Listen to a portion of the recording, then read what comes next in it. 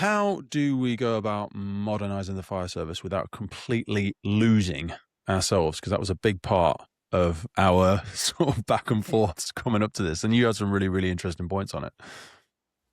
I think it's really complicated because we know that we need to make changes, because the truth of it is we're always going to be an evolving organisation. Mm-hmm. Fire services, police, ambulance, the military, we are constantly going to be evolving. That evolution is influenced entirely by the world around us. And right now, the world around us is very, very fast-paced change. Very, very fast-paced change.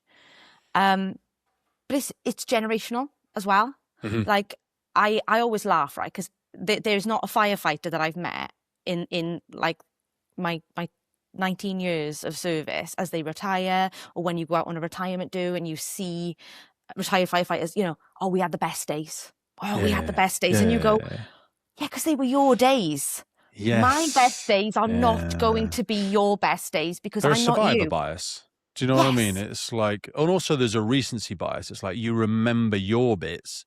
It's like glancing through a photo album, and you have a romanticism to them because that's what's contextualized who you are as a human being. Yeah. And also, our memory's terrible. It was 2 pumps to start with. Now it's all of a sudden 8, and it was the fire was 30 feet high when it was 10 feet high the last time you told me.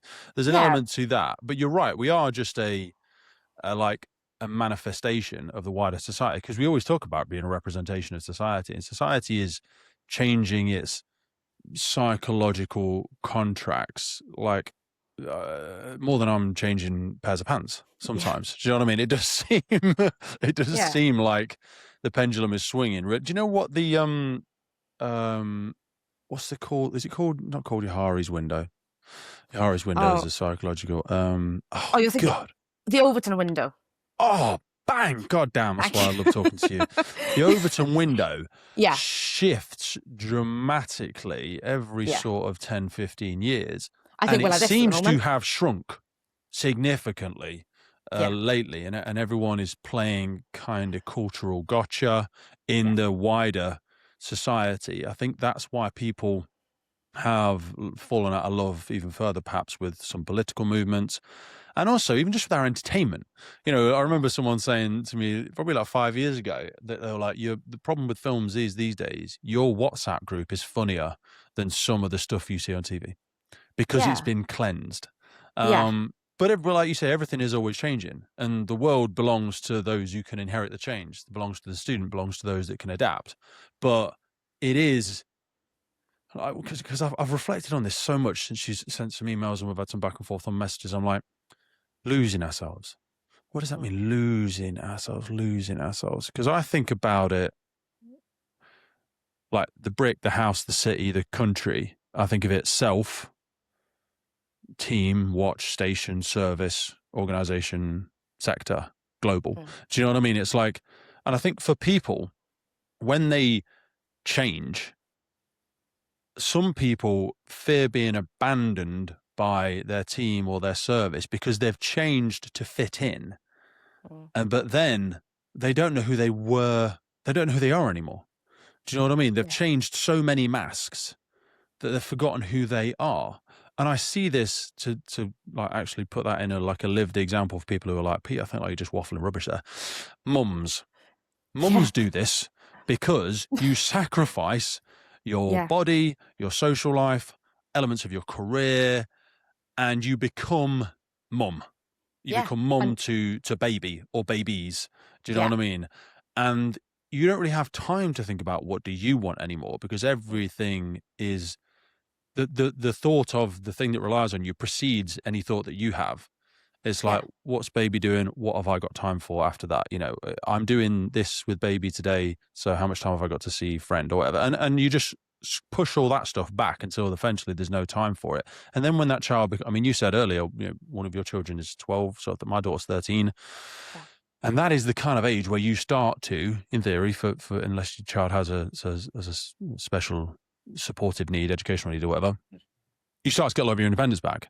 And a lot of people have this where they're like, who am I even more? You know, like, hey, Yeah. what sort of career are you into? Oh, you can go see all your friends again. You're like, I don't know my friends. I haven't spoken to them for 10 years. So I mean, why don't you start playing badminton again? Why don't you start playing rugby again? Why don't you start, and you're like, I don't even know if I like that anymore. We end up abandoning who we are. And I think to go right to the end of that, to finish my waffle on my little stool podium, is when people retire. Yeah. They don't even know who they are. No. Because it's a death of an identity. Yeah. I mean, I am fire service. I am firefighter. That's who I am. No, well, you're not. I was yesterday. And to like touch on what you just said, I became a mother when I was a firefighter, and I had spent a lifetime. I want to be a firefighter. I want to be a firefighter. Like, you know, I remember seeing my school teacher when I was, you know, recently out of my well, we called them NVQs then, didn't we? But I just sort of passed that.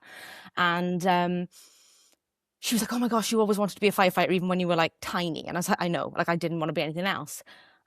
Then I had a child. And it was this really sudden, you've gone from being a firefighter to being a pregnant firefighter, which is not fun, to then suddenly being at home with a baby. And you have been robbed. You have been robbed. They've taken away who I am. So I've almost had like a small dose of that. And I think firefighters who've had significant injuries, you know what that feels like. And I think, you know, in the context of the conversation we're having, particularly if you look at the last 5 years across, you know, the UK, you know, maybe the world, but definitely within the UK context, lots of fire services have had, but I'm talking of the service, not the self, that sudden sustained, you have to change. And that's shocking. And how has it been you have to change? So you have to change might be the first or the second thing. So what I'm saying is, there's reasons things have to change. If something's not working, we can say you have to change because, and then the because can be because the environment's changed, or because you're the problem, or because the psychological contract has changed, or so yes, in many ways we've been told we need to change. But what do you? If I said to you, Becky needs change, what is the story you're telling yourself about? Like if I was going out for dinner, I'm going out for dinner tonight, and my daughter coming with us. If she came down and I said, Lily, you need to change. Is that because it's cold outside and I'm concerned for you? Is that because I think you're dressed inappropriately? Is it because we're going to a nice place and you look like a scutter? You're in a hoodie and jeans. I don't know what a scutter is. Sorry, she tells herself. Do you know what I mean? So what do you think? And I'm asking you the impossible question on behalf of other people, but like, what's been your felt sense of we need to change? Okay, why? I think the first thing is why. And I think what we really struggle to do, and I think what was really interesting around, you know, as a service, we had a review and then we had all these recommendations and stuff. But where we didn't start with is who we are. Who are we? Because if so many people are like viscerally reacting to what they're reading within that report and going, that's not who we are. That's their lived experience. They haven't lived that lived experience within that report. They haven't lived that lived experience within what the press is saying. It doesn't discount that those things may be true for other people, but if that's not that person's lived experience, then that can't be our whole culture. And I think where services are really struggling is what is our entire culture, because it's really easy to review the negative. It's much harder to review the positive and actually go, who are we? And I think if you were to ask any service right now, what is your culture and who are you? They would struggle to give you a concise and massively, because you're trying to articulate what ultimately is a visceral feeling. It's a bit like, what is religion to you, or what is faith to you? That is hard for people to put words to, which helps the doubters go, sounds like BS, to be honest, Becky. I mean, like what you think about the universe is bigger than you, or this person in the sky, or this person in the cloud, or a feeling. Do you know what I mean? But also, if I said to people, how do you know you love your partner? They'll go, I mean, she's always there for me. She's always happy to see me. She's an amazing cuddler. She really loves me. What is she, a Labrador? Do you know what I mean? Like, it doesn't. That's not a you're listing off I think the other thing, though, especially within a fire service context, for me, I've been with my husband for nearly as long as I've been in the fire service-ish. And it's like, we're now at that point where it's like, well, he's just my person. Like, he's just there. Like, this job is just there. It's part of me. You cut me in half and, I'm fire service all the way down like a stick of rock. I am this thing. It is me. We are inseparable. And I think that's why it becomes really difficult to verbalize, because are you talking about a self or are you talking about a service culture? Because a services culture won't be yours. You will have we've got the core code of ethics. We've all got values. We've all got those things that we work within, and they're our, but even within that, we will all have different ways that we interpret those and attribute them to ourselves. And that is difficult when you have to look at it as that macro as opposed to the micro.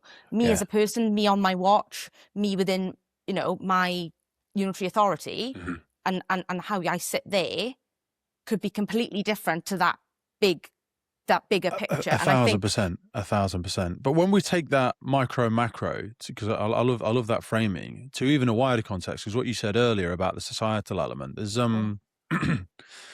Robert, there's a guy called Robert Putnam. He wrote a book in the late 20th century, is Bowling Alone, and he talks about this track decline in something he describes as social capital, and it's basically like the glue that holds communities together, like trust, shared norms, like formal, informal networks, civil engagement. And he demonstrates, I think quite articulately, if anyone wants to go and get the book. I know the book's called Bowling Alone, but it's Putman or Pum, I can't remember how his last name. It's a weird last name.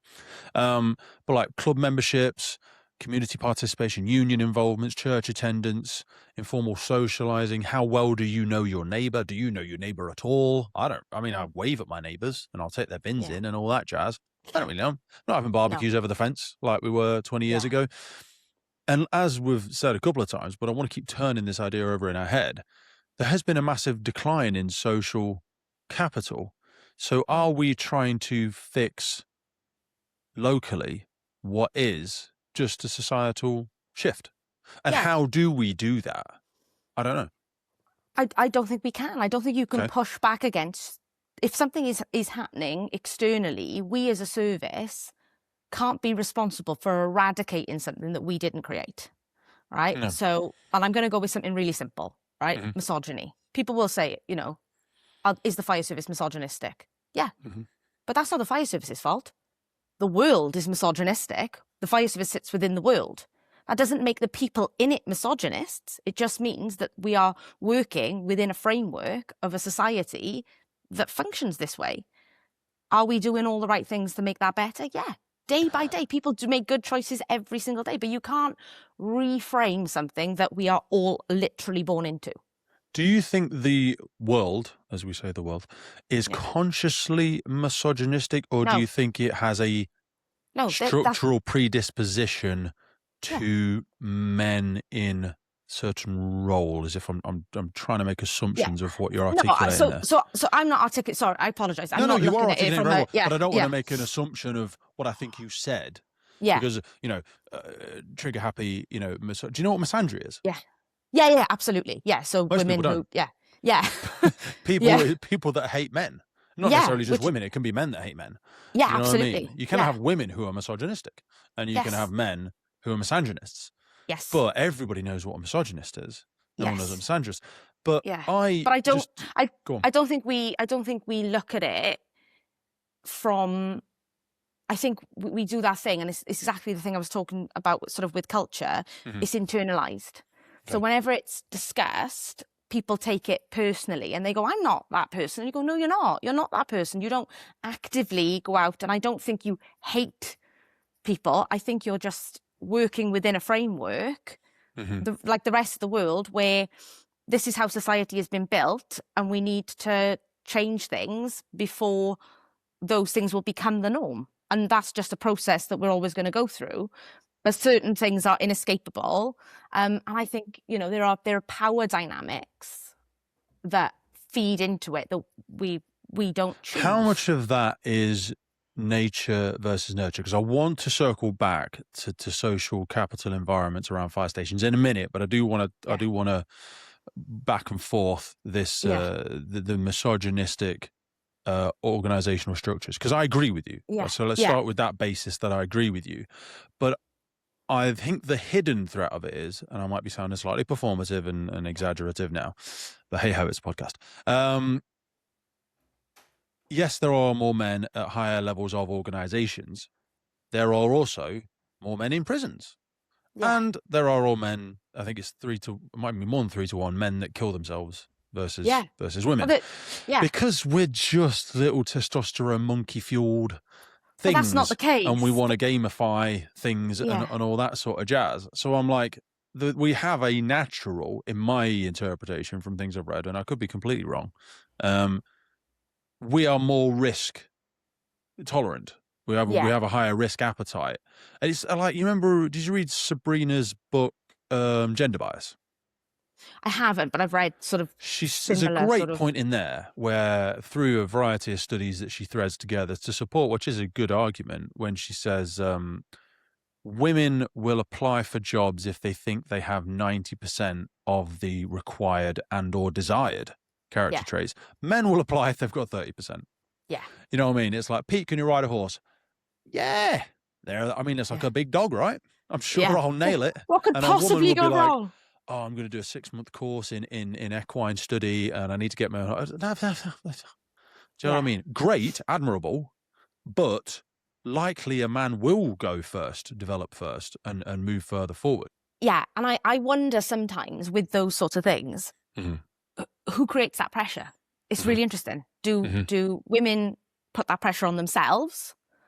Is that because they think they need to rise to a higher expectation for other people? Is that something that happens when they're dinky? You know, the risk thing. It's I don't know what study is from. I'm not, that sort of thing. But, you hear things about, like, the way that we parent boys and girls is different. We will tell girls to be careful much, much quicker than we will boys, and all those sorts of things. So because their parenting is different right from that baseline, how much is that affecting your 35-year-old who's not applying for a job? You don't know. But I think, for me, it's like the changes need to be about everybody. Like, I kind of regret now using misogyny as an example, but it just seems it's not. It's correct. It's just the dose. It's like, is this 100% of the problem, or is it? I think it's part of the problem, 1,000%. Yeah. I think structurally it still exists. But I feel like we're apologising for things of the past too much. And beating over the head our young men and women, like our 17, 18-year-old boys, going, you know what you've done. And they're like, what? They're like, no, I don't. No. Yeah. I don't even understand. Like, what are you on about? You're on about my great-great-granddad. I mean, what am I doing? Yeah, absolutely. And like, within the context of the service, I think we are right in that moment of beating ourselves up. We're beating ourselves up and we're berating ourselves. And it's like, hang on, have we done a wide enough and good enough scope of who we are right in this moment? And also, do we even know actually where we want to be? What's the end goal here? What does good look like in order to... Because I think... That is Have you heard of Goodhart's Law before? No. Goodhart's Law is when a goal, measure becomes a goal. So if you say, I want more equity and equality in my workplace, no matter where you work, it doesn't matter. Do you know what I mean? Fire service or somewhere else. Great direction of travel.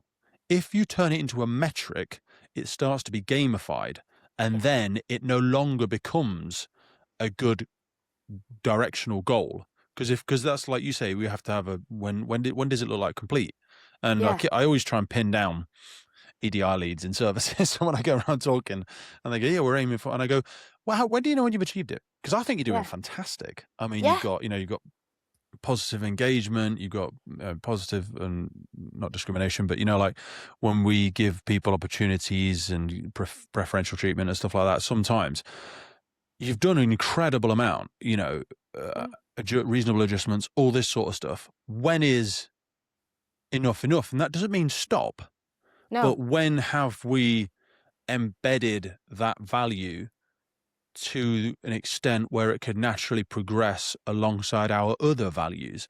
Because we don't have regular sessions on trust exercises.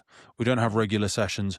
I'm really frustrated that we don't do more sessions on open communication and, like the ability to build rapport and the ability, paraphrasing and active listening and whatever. Because I'm like, that one would be a rising tide that raised all the ships, because so much of the cultural damage we do is because of poor communication. So I think if we worked on that, but just to go back to the Good Hearts Law thing, if you said, what's the goal? And they said 50-50. And I said, well, that's become a gamified target now. Yeah. And you're probably going to end up manipulating other structural elements innocently because you've put a number on it. Mm. Whereas I don't think you needed to. Do you know what I mean? But the other thing, and it's an old trope, isn't it? And it gets said time and time again, the right person for the job, the right person for the job. It should be the right person for the job. And it should be people that want to be here and want to be doing this job. And the truth of it is, you can't create equality within numbers. You just need to bring in the people that look and go, I want to do that job. And, I don't believe, when people say, we've lowered standards, our standards have changed because our kit and equipment and the roles that we do have changed. We still, have expectations, and people have to rise to those expectations. That is the truth for all services. And I think, unfortunately, exactly as you said, we're punishing ourselves for old things. Often it's not people within services saying those things. It tends to be people from the past telling us, that we're not as good as they were. And it's like, no, we're just different. We're just different to what you were. And that's okay, because our built environment is different. Our kit and equipment is different. The calls that we're attending are different. That's okay. We're still achieving things day after day after day. We're still doing the job. I just don't want us, exactly as you said, get lost in this gamified idea of becoming robots. Yeah. That's the big concern. It's the whole, a water which is too pure has no fish. If you tried to sterilize things completely, you would lose all of the beautiful characters that we have in our fire and rescue service that ironically make it a wonderful place to work. Do you know what I mean? People say, I said, why did you join the fire service? And they're like, because the people. That's the honest truth. You met a firefighter or two at one point in time and you went, oh God, I know this girl, Becky. Absolute scream. Like the ideas that she's got, she's really tactile. She's really, she's a kinesthetic learner. She's a problem solver. She's hands-on. She's this, she's that. She's got command presence and whatever. She's great at building rapport. She can take control of the situation. She's a firefighter. You didn't join because you like the look of the badge. No. You'd probably like the look of the badge afterwards. Yeah. But it's just an organization. It's no different than Marks and Spencer's or Barclays Bank. You know what I mean? It's just there's someone at the top, different layers, different levels of responsibilities.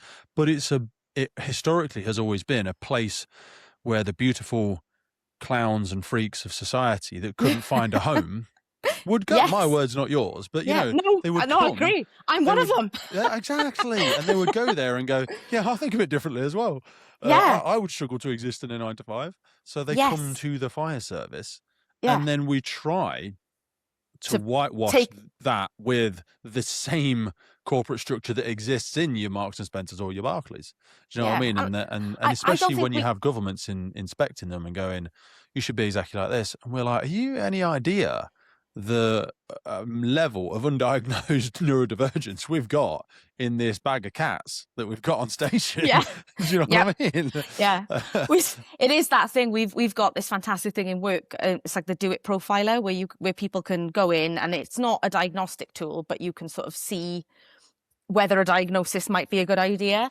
And, it's fantastic work that the service have done, but it's that thing where it's just like, what if we did everybody? And it was like, that could be very, very interesting. Very expensive, probably not. There's one called The Genius Within. Yeah, really similar. So really, and it just go, ooh, that could be fascinating, but also... I used to do it with all of my recruits when I was in training school, and it wouldn't give them any, like you said, diagnosis, but it would say, hey, by the way, you scored about this on there. You might consider doing this. You might consider asking for resources ahead of time. Or, you know, if you're facilitating a session for this person, it might be worth having something visual to display. It might be worth giving them the ability to write things down as you're going through them. It's probably good that you structure breaks every 20 minutes. You know what I mean? It would just give, well, what we now call reasonable adjustments. Do you know what I mean? So that everyone can exist in the same sort of level of engagement throughout, you know, the sessions that you're trying to run. But I want to go back one more time and just look at, no. This is a beautiful rabbit hole, and it's the same thread, and we'll move on in a minute. But when we're looking at trust, because I mentioned trust earlier, broader society, I think, has become a lot more individual and less trusting. We live so independently now. You order everything from Amazon, you stay at home and binge Netflix, you know, you go to the gym with your headphones on.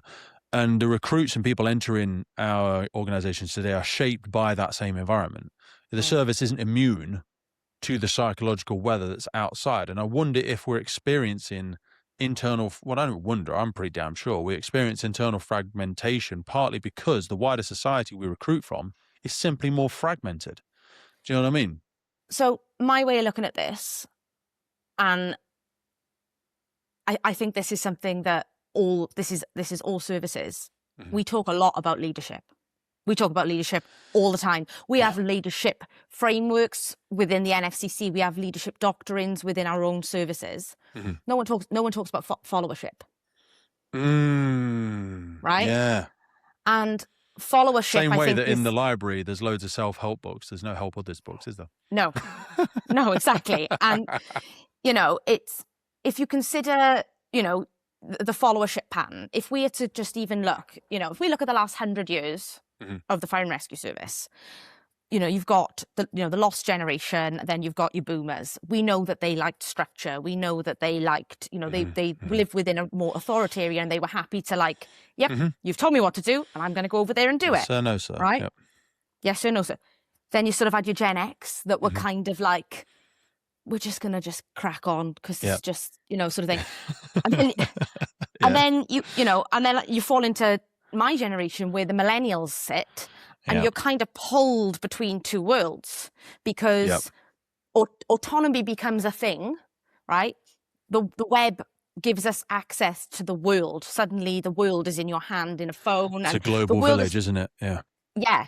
And societal change accelerates. But, you know, if you come then even to, what's the next ones? Gen Z? I want to say Gen Z. There's another one. Gen Z, you're after the millennials. Yeah. Yeah. I'll pull them up in a second.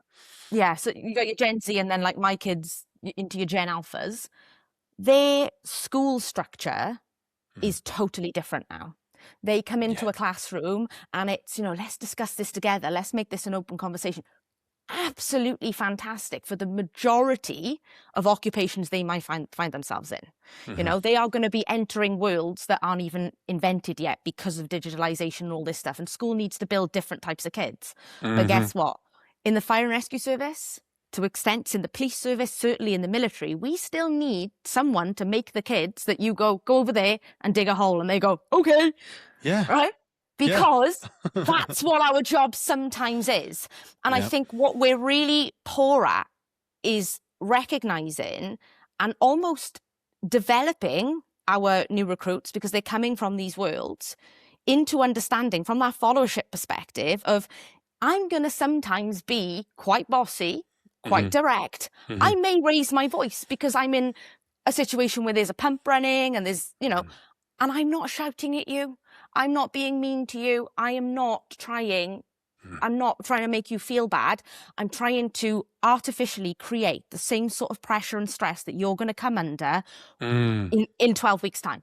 When I set you out into this big bad world and you start dealing with the stuff that is the reality of this job. And I think, you know, because of the way that we've done leadership, we've recognized we need leaders who can be those drill yard strong, you know, on an incident ground. They can give orders and they can be, you know, and we need you to be command and control. We need those people, and we know, you know, that we need those, you know, but we can be different people around a mess table. We can be different people in the watch office. And I think followership could lead into less distance and discourse, and less misunderstanding of what is actually taking place on a fire station and what is taking place on firegrounds.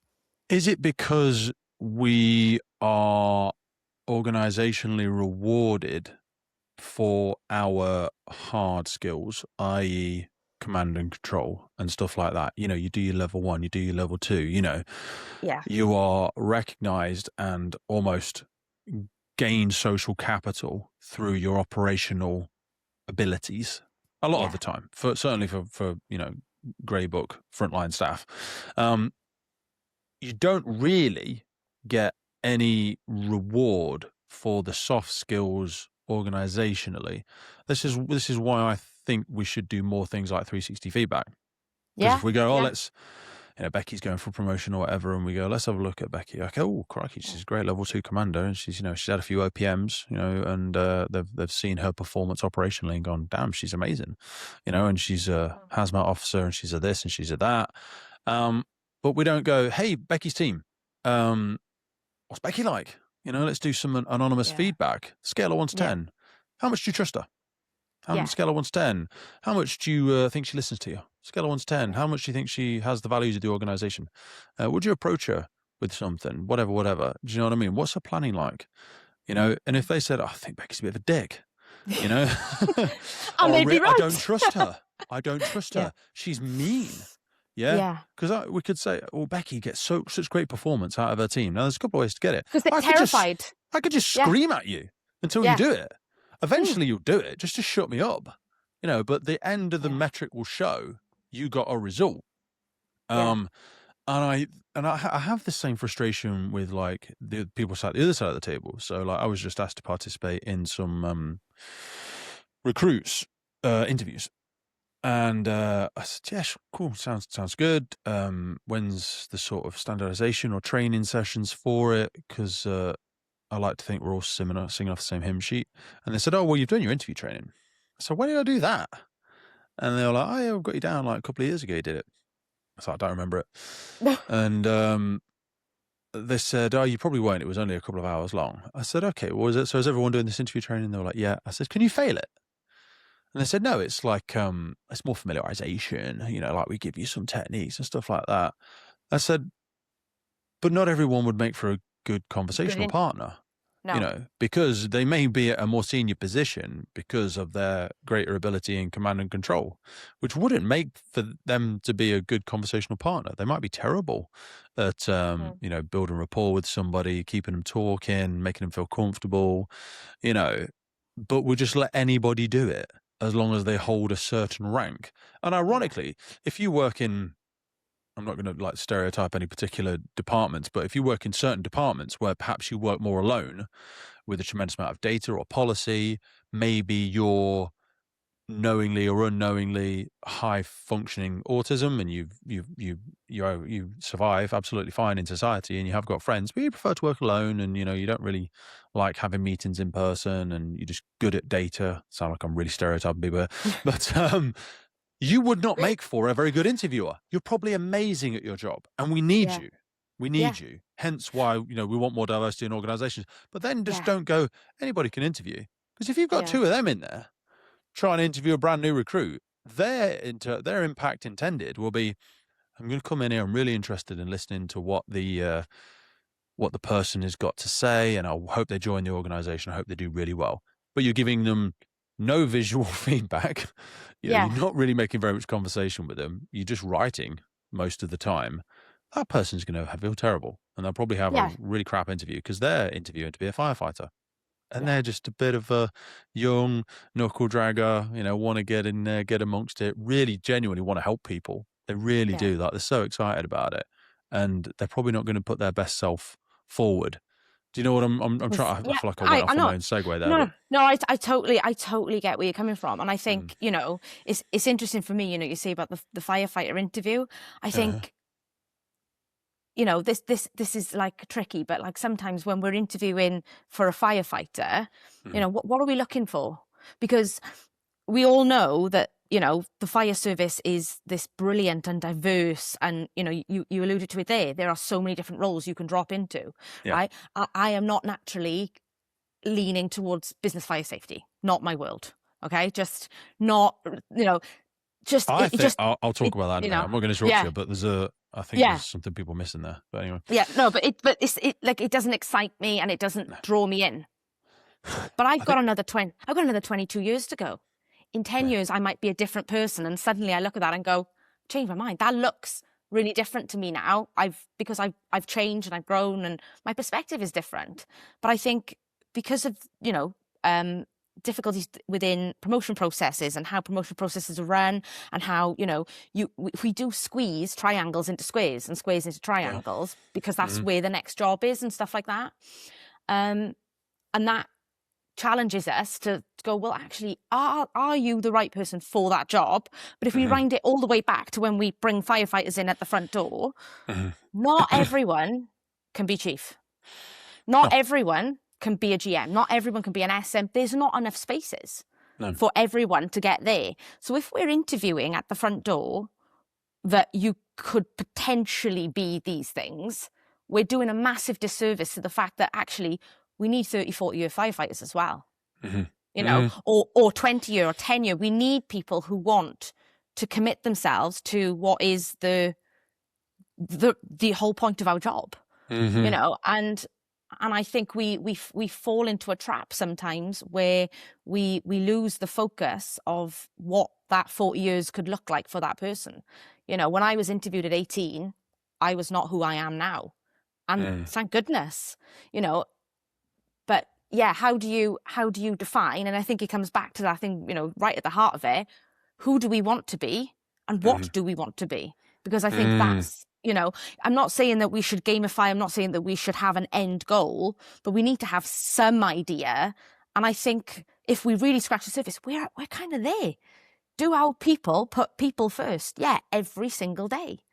But how do you ensure that we're picking a wide enough scope? It's really tricky. You know, we need to, it's such a diverse job. How do you interview at one stage for that?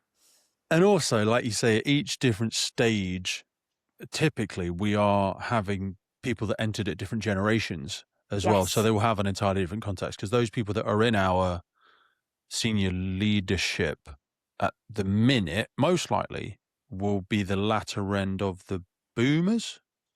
I don't know. I think that's kind of changing. I know. Well, you know, it will shift now. You know, yeah. But I mean, with the next ones come more. So the boomers, by nature of a boom, the post-war boom, they have more independence, I think, and they're more optimistic about that post-war boom.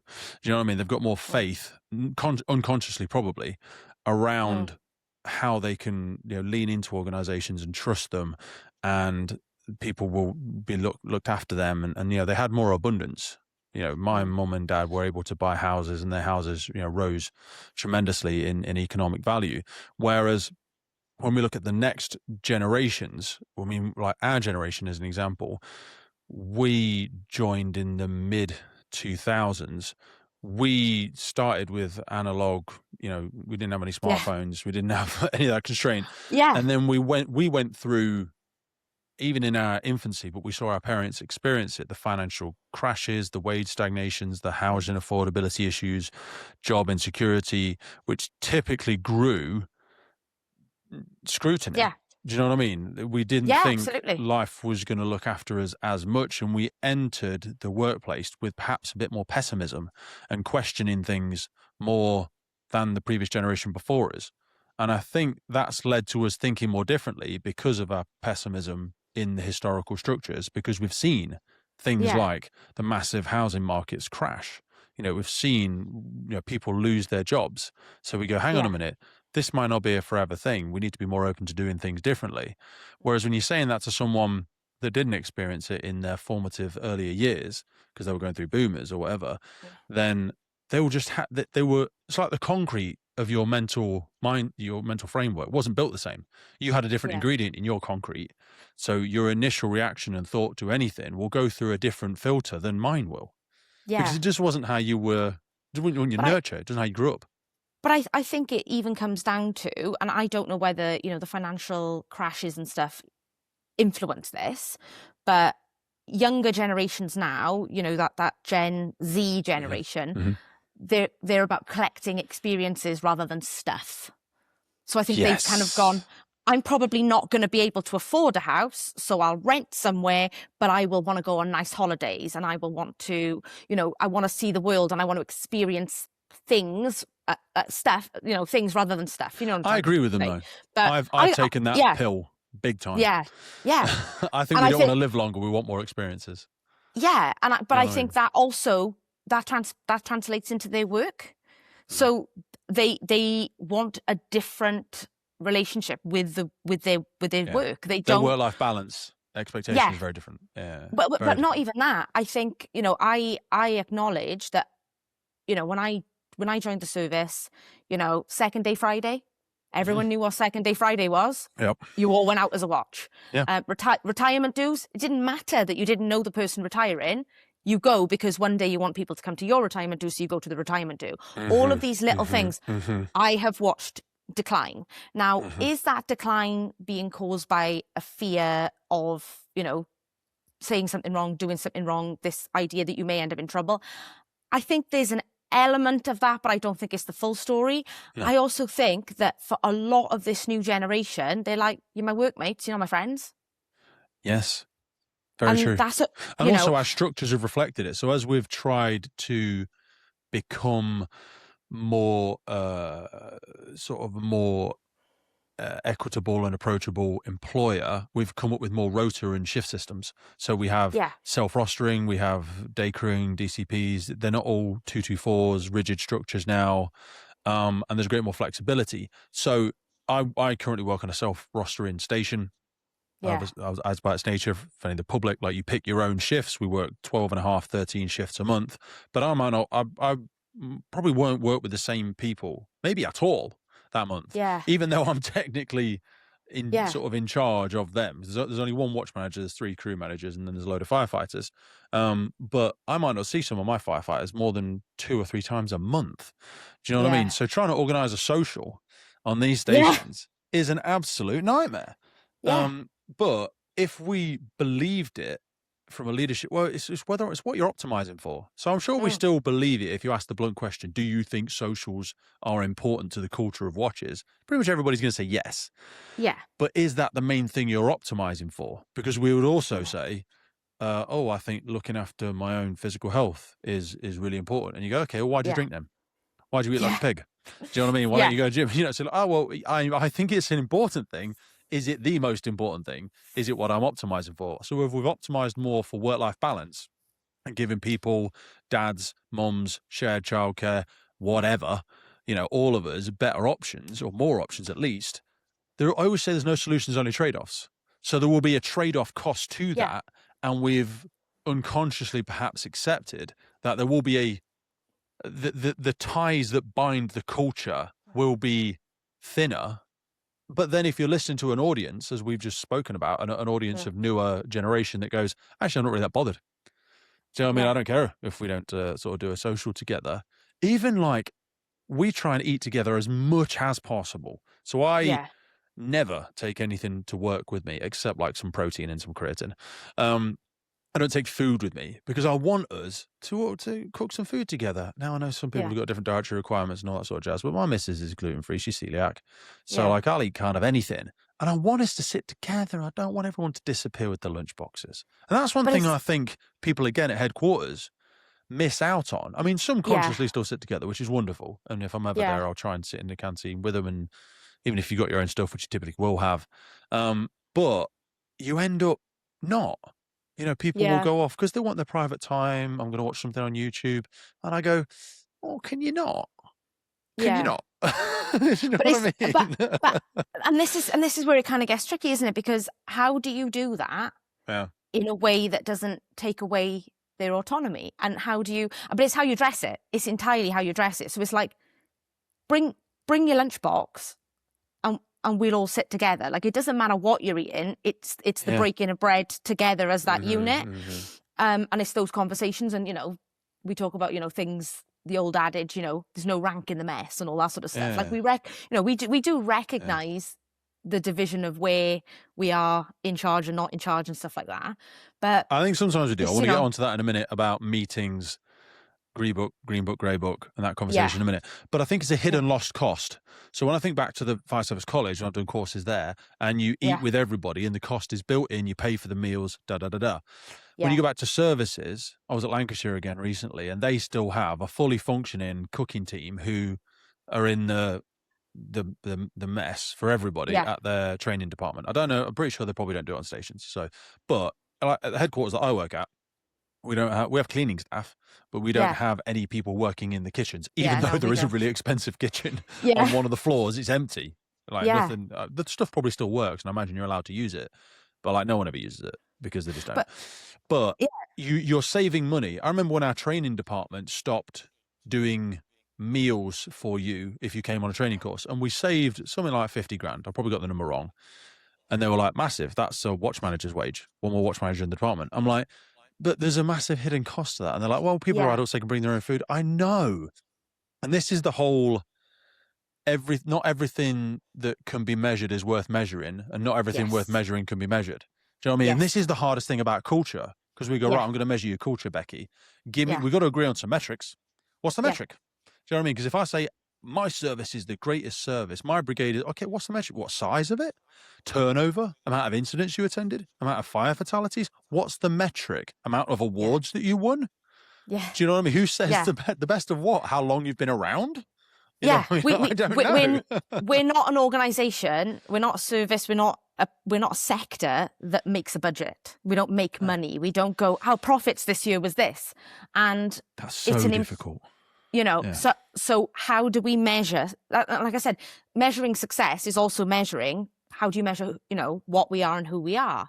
Yeah. We know what our core function is. And I had a conversation with somebody, not in the service, after the review into the service I work in, and if you read this review, it was brutal, misogynistic, racist, homophobic, all of the things that, hurt to have to take in as yourself. That's someone across the dinner table. Yeah. You'd be like, whoa, sorry, I'm sorry. Like, that really hurt. Yeah. That's not me. And ironically, we were at a sort of like dinner with friends and stuff, and we were talking about it, and I sort of said, I can assure you that in my service, but also right across this country, if at 3 o'clock in the morning a fire engine pulls up outside a house and someone says there's a family in there, at no point do those firefighters go, oh, before I do something, could you just let me know the colour of their skin and their age, what are they talking? Age? I mean, what's the socioeconomic value? Are these worth saving? You know what I mean? Come on. That's not who we are. Yeah. Exactly, and so. Actually, if you peel us back to our absolute centre, we're the absolute opposite of those things. So it's no shock that when you call people whose core is helping, that they are that it absolutely shatters them. And I think it always it just comes down to intent. And I think what's often really lost is intent. What was actually the intent of, what's being reported on? Yeah. Was there actual... was there a desire to cause harm? Was it malice? Yeah. Was there malice, right? But beyond that, again, what was their education prior to sort of prevent, right? Because I think it's ironic, right? We talk about, like, in the last 30 years, we've done a lot to prevent fires rather than turn up to fires. What have we done as a sector to prevent some of the more emergent sort of culture, in inverted commas, issues that we're seeing now? And I think the truth of it is, if you look back,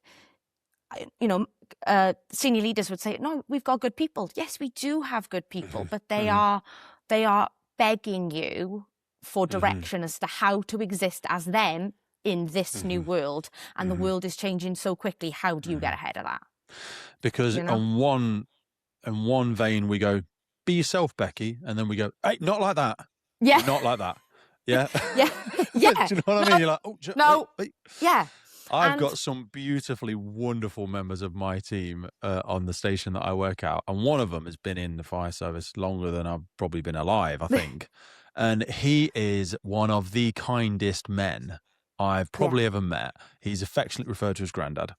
But See, his world is very small. Not like small in condescension, but like he's worked at an on-call station for maybe 30 years. And he's been whole time as well. And he's really great. He's really passionate. His standards for cleaning and respect. But there's so much about cultures he doesn't know. And I have seen at times his surprise of people's cultural differences been met with different than it was intended. Because he's not even said anything horrible, but someone will say something they do, and he'll go, oh my God. Like, he'll laugh because we think it's funny. Yeah. Not because it's funny, silly, because he'll go, I've never even come across that before. Because it's so alien to him. You know what I mean? No. He's a very intelligent man, actually. He's great at darts. So his mental arithmetic is unbelievable. So like, but he doesn't know what he doesn't know. Do you know what I mean? He's not experienced people from different environments. And some people might take that in the wrong way and go like, well, you should know. And it's like, well, how's he going to know? No one's educated him on these things. But it's what's the delivery method for that? Because what I think is not the delivery method, because we've tested it enough, is sort of information being delivered in an almost accusatory superiority approach. Likely not conscious, but I would also empathize with, usually it's one person that's been put in that position in an organization in a green book role, and they've been told, hey, by the way, culture's your responsibility. And they've gone, wait, whoa, no, it's not. I think you'd find it's everybody's. I think you'd find it's everybody's, And they'll go, yeah, but you're our Messiah. Guide us. Yeah. So they'll have to go out and they're trying to help everyone with all of their million different variations of upbringing. And I'm going to try and sheep dip you all with this. And it can unconsciously come across very condescending. But it also, it feels preachy. Stop preaching to me. Stop telling me. Because the last thing we want is being told how to think. Right? Yeah. We like our autonomy. We love that we are all individuals within this bubble. But I think the easiest thing is, and you said yourself, he shows surprise. He doesn't show disdain. He doesn't show hatred. He doesn't show anything, right? And the best people to educate him are you. It's literally the people around him. Yeah. And the difference is, if he was resisting that when you said to him, oh, we don't use that word anymore. Oh, do we not? No, and this is why. Oh, I didn't know. Oh, I'm really sorry. And then he doesn't use that word again. We fixed it. But if don't get me wrong, there may be individuals for whom they don't take that and they double down and they continue to do it. And that's a different conversation. Someone not knowing the newest phrase doesn't make them automatically a bad person. It just makes them someone open to education. If you can comfortably and gently in that arena put that sort of bat to bed, you've done it. And I think it's that check your mates thing, isn't it? If someone says something and you go, whoa, mate, hang on, and they go, oh, did I step over the mark? And you go, you literally did the triple jump. And they go, oh, sorry. And we all do it. And it's not about knowing your audience, but it's kind of about tempering that watch, that audience, that team, that whatever, and embracing the difference of the opinion, if it's an opinion thing, or if it's just a moment of this is a teachable moment. Oh, this is how this made me feel. Oh, I'm really sorry.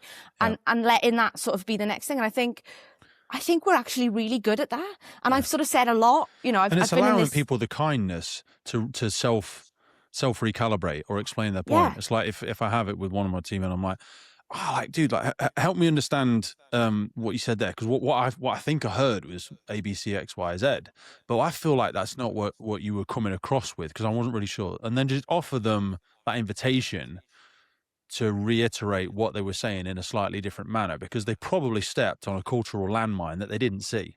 Yeah. Do you know what I mean? And allow that self-calibration rather than coming straight in with an accusation, but also recognize that person's limitations in terms of their language as well. Because I've always said, like, your limitations of your language are the limitations of your world. You might only have one way to say it. And you'll know as an instructor, which I want to get onto at some point, is if you've only got one way to say it, you can only really teach, or you can only instruct a very small audience. You probably can't teach at all. No. Because a teacher will know 27 different ways of saying it. Yes. Because they'll be able to meet the person where they are. But the thing for me, and it's really interesting, right, is that it's not just about the language, it's the same word we come back to, it's the intent, right? Yeah. So the irony for me is you talk about this guy on your station, on your watch, and you all nickname him Grandad, right?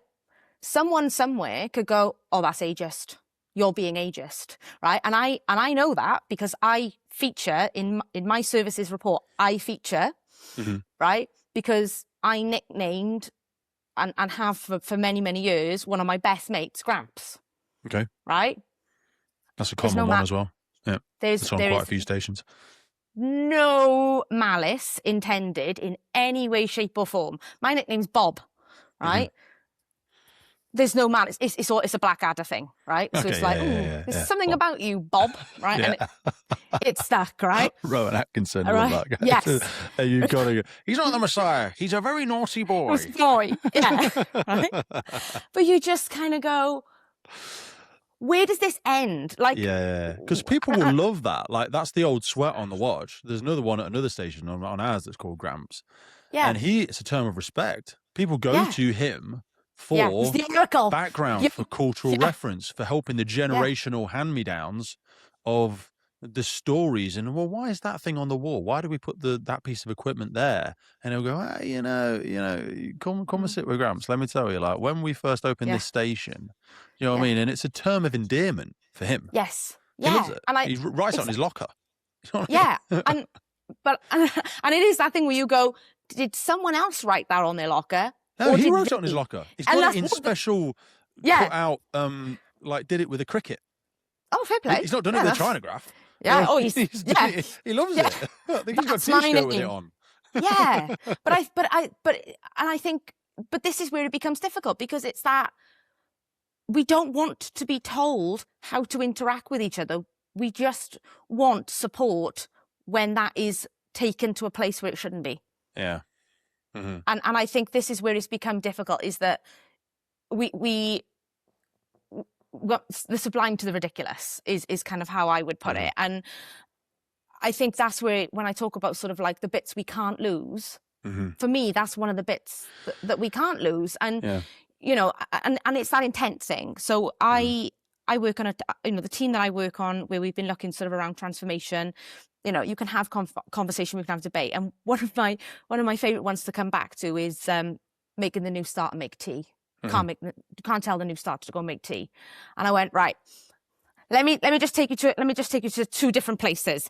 I'm going to be a watch manager, and I'm going to be two different people, and I want you to tell me which one's right and which one's wrong. Oi, Sprog, what are you doing in here? Get in there and make everyone tea. No, that's not how we do it. But let me show you a different way. I'm once again me, and I'm a watch manager, and I've got my new starter, and I'm going to go, mate, you're feeling a bit nervous, not really know what to do with yourself. Yeah, right. Do you drink tea and coffee yourself? No, not really.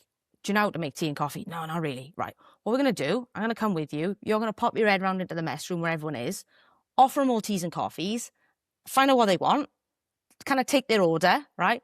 I'll come and meet you, and I know their tea order anyway, and we'll go through it, and I'll remind you of their names. Number one, right? The Gemma Collins, where she was on Big Brother, right? Tea and coffee's important. People love it. It's like giving them a grand, right? Absolutely. Right? Yep. But also, that new starter just learnt your name. Yep. They learnt something about you. They broke down a barrier. And now when they come in with their cup of squash or whatever they want to drink, because they don't drink tea and coffee, and that's cool, we can have a conversation about that, and we can start breaking down that feeling that you've got when you first walk onto a fire station. Like, And there's 'cause of so course many you jump do. off points for the follow-up conversation when they come in and go, yeah, I've got some friends that are like well into their coffee. Like I've personally never drank coffee, and like Yeah. people like they do the grind and they do that. And there'll be at least 2 or 3 firefighters in that room. They go, come here, young and right. What you've got to do Yeah. with a coffee. What a lot of people don't know. Here's the top 3 mistakes people don't know about making a bad coffee. Yeah. And all What of do a you sudden mean you're you in. can't put- You're Yeah. in. You're Yeah. in. It loosens the lips, because these are the people with the knowledge and experience that you want. You want it from them. You want them to come down to the truck and show you some stuff and help you with the thing. Yes. Yeah. The Yeah. entry requirement for that, not the entry requirement, like you need to meet it, but like that's the way. It's like a hack. Yes. It's a culture hack. Yeah. Tap yourself into it. You're slipping in the back door. You're going, hey, mate, if I grab you a brew, can you show me this thing? Yeah, 100%, mate. Tell you what, 2 sugars or whatever.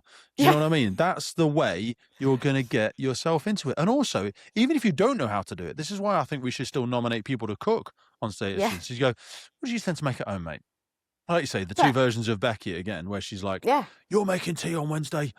Just do it. As long as it makes a turd, I'm not bothered. Do you know what I mean? Versus you're like, good. There just needs to be loads of it. You go, what do you like to cook at home? And they go to us, I can't really cook. Maybe they were bloody adopted from they were homeless or whatever. You know, they're not really know how to cook anything.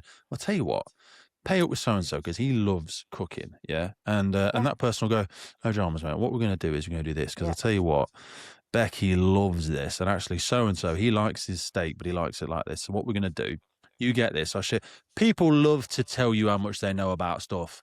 Massage is their ego. You go and be their sous chef. They will love to show you. I promise But also, how many firefighters, and I can put my hand up, joined the fire service with incredibly limited ability to cook and suddenly learnt how to do it from, exactly as you said, watching and learning and listening and... You know, and that's where we grab parts of other people's culture, other people's stories, other people's whatever. Oh, I make a beef stafado because my missus is Greek and we go to, and this is her mother-in-law's recipe and she taught me this and now you've got it in your catalogue. But and that's this is, where, again, we make cultural flips, because you're like, hey, you're covering at Western. Don't worry, the Mexican's on tonight.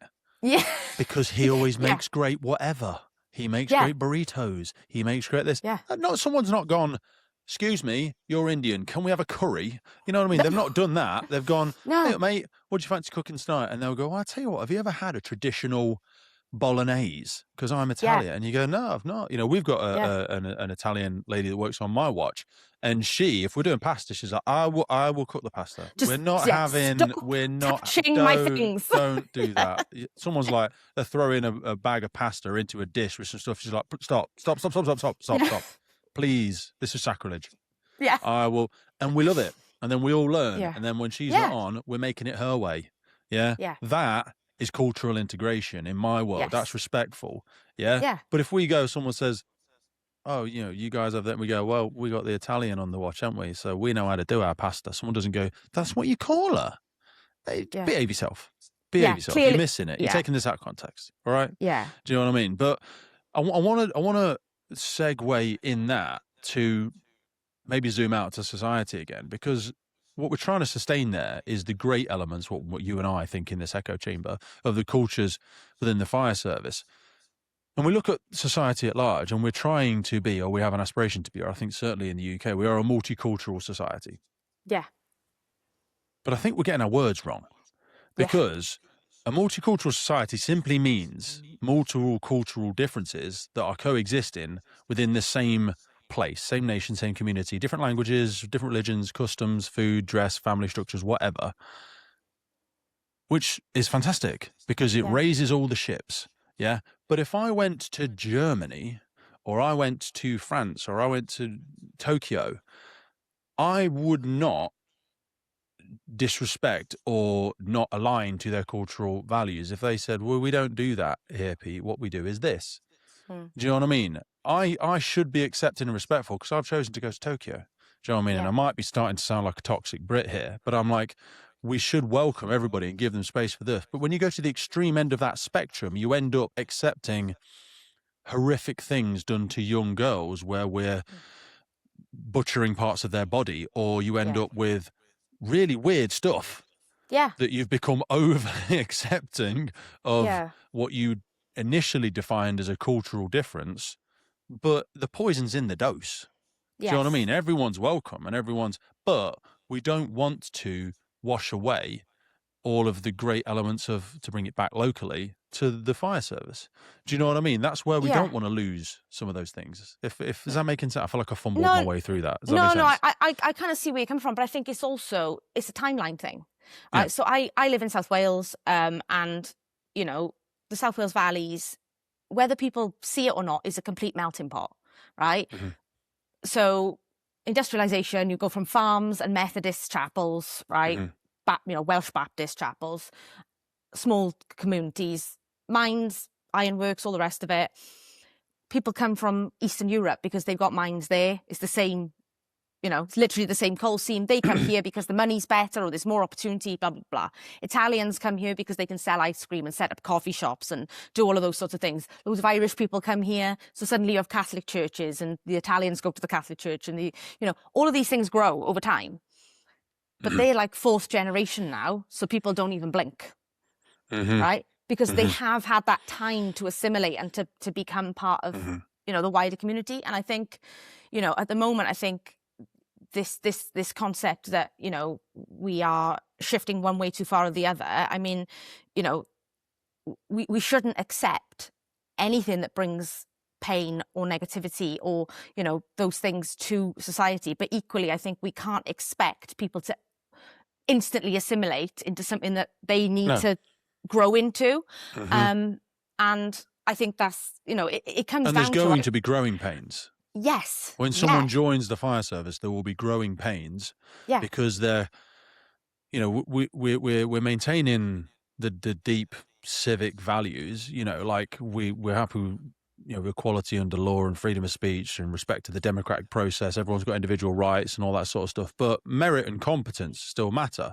A good multicultural fire service works perfectly for me if operational competence still matters. Chain of command matters at incidents. Equality within the team matters. But standards aren't negotiable. Safety overrides your ego. It just does. It has to. It's not a conversation. When we step out the door and we get into this, we're out on the road at a live incident, moving traffic. I need to create a bubble of safety. And in order for that to exist, assuming I'm competent, you need to do what I ask you to do, unless you can give me a piece of evidence that would help pivot my strategy because of an unknown factor that's dangerous to you in what I'm asking you to do. But beyond that, it shouldn't be too much of a negotiation. You need to do what I'm telling you to do so that we are safe and effective. And that pendulum can blur at times. And I think that's sometimes where you see the biggest frustrations. And that's when people, if they don't have the language, if they don't have the ability to communicate what they're trying to get across to that person in that chaotic moment, that's when the slips happen, when the frustrations come through and people say things they don't mean. Yeah. And I think it's back to that leadership, followership dynamic and the respect within that. You need that level of followership where not that there is, complete, everything you tell me I will do, but that there's respect for in that moment. I'm going to listen and I'm going to forgive you to an extent of, a slip of language or a slip of, demeanor. But then equally, there needs to be that thing within leadership where if you do say to someone, do this, and they kind of look at you, to come back to that afterwards and to give an explanation. So I've got a really good example, right? A really, really good mate of mine. It was the most ridiculous, teeny tiny little bonfire in the middle of a park at 1 a.m, right? I can't say for definite, but I'm pretty sure it was probably lit by homeless people just trying to keep warm, probably cook some food, all that sort of stuff, right? So we're there and, it is the typical, bucket of water and it's out. He takes off his lid, chucks it under his arm, we start walking away. Mate, pop your lid back on for me. And he looks at me as if to go, are we seriously having a conversation about standards of dress? I'm like, mate, just pop your lid back on for me. And we get out, and we're by the gate, and I went, right, drop your lid. And he just looks at me and goes, what's that about? And I'm like, did you consider that as we turned and started walking away, that they could have come back, been pretty miffed that we've put their fire out, picked up one of the bricks that they had and just lobbed it at us? Mate, I wasn't being that person. Just pop your lid on. I don't want to say it right now because I don't want them to hear me because they might also go, I'm not that person, and be really You're hurt. making an accusation of me that provokes me. Yeah. Exactly. And I just want to get us away from this place, but I'm just trying to make us as safe as possible, because we're in a park at 1 a.m. in the dark, and I don't know who lit that or their reasoning and why they brought us here. Just keep your lid on. And he went, oh yeah, noted. A, he's learned something. B, he's gone, oh, she wasn't just being like, excuse me, don't relax your dress until I say you can. Because, and I think we don't have those conversations. You said yourself, earlier on, it's all about the comms. It's all about that communication. And that's it. If we don't give people the tools for that, we make an assumption, a quite harsh assumption of people's knowledge, awareness, academic performance prior to come into the organisation that we work in, which is almost a complete hypocrisy when we go, we want people that are all different. Great. Fantastic. So then we need to teach them some shared language. Yeah. Because their language is going to be different, because that's what we optimized for. Well, it's really interesting. So my chief fire officer is relatively new to service, and he's come not from the fire service. And one of his first observations, and I remember him mentioning to me, was like, you speak your own language. And we do speak our own language on the run, on shift, go into a shout, right? I can't explain this, but why is there a difference between a shout and a call? Why is there a difference? Right? There just is. And we kind of measure it in like how decent it was when we got there, which is ironic because our level of decent is like someone else's really bad day. But we even categorize down to that, right? You can point and go, what's that? And we'll go, that's the fire engine. To which a member of the public will go, well, why do you lot never call them that? And you go, yeah, no, we don't. Right? If a member of the public said fire truck, we'd go, we don't call them fire trucks. Yet in 40-second time, we'll go, I was out in the truck. And they'll go, yeah. You said you didn't call them fire trucks. And you're like, we are really... I was trying to go, is it a plural for a second?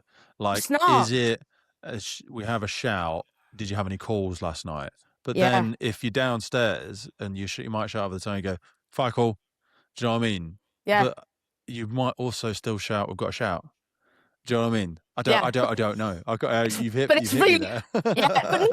but these are the things, right? And it's weird, isn't it? Right? Because my little ADHD but you wouldn't brain... say, have you had any shouts last night?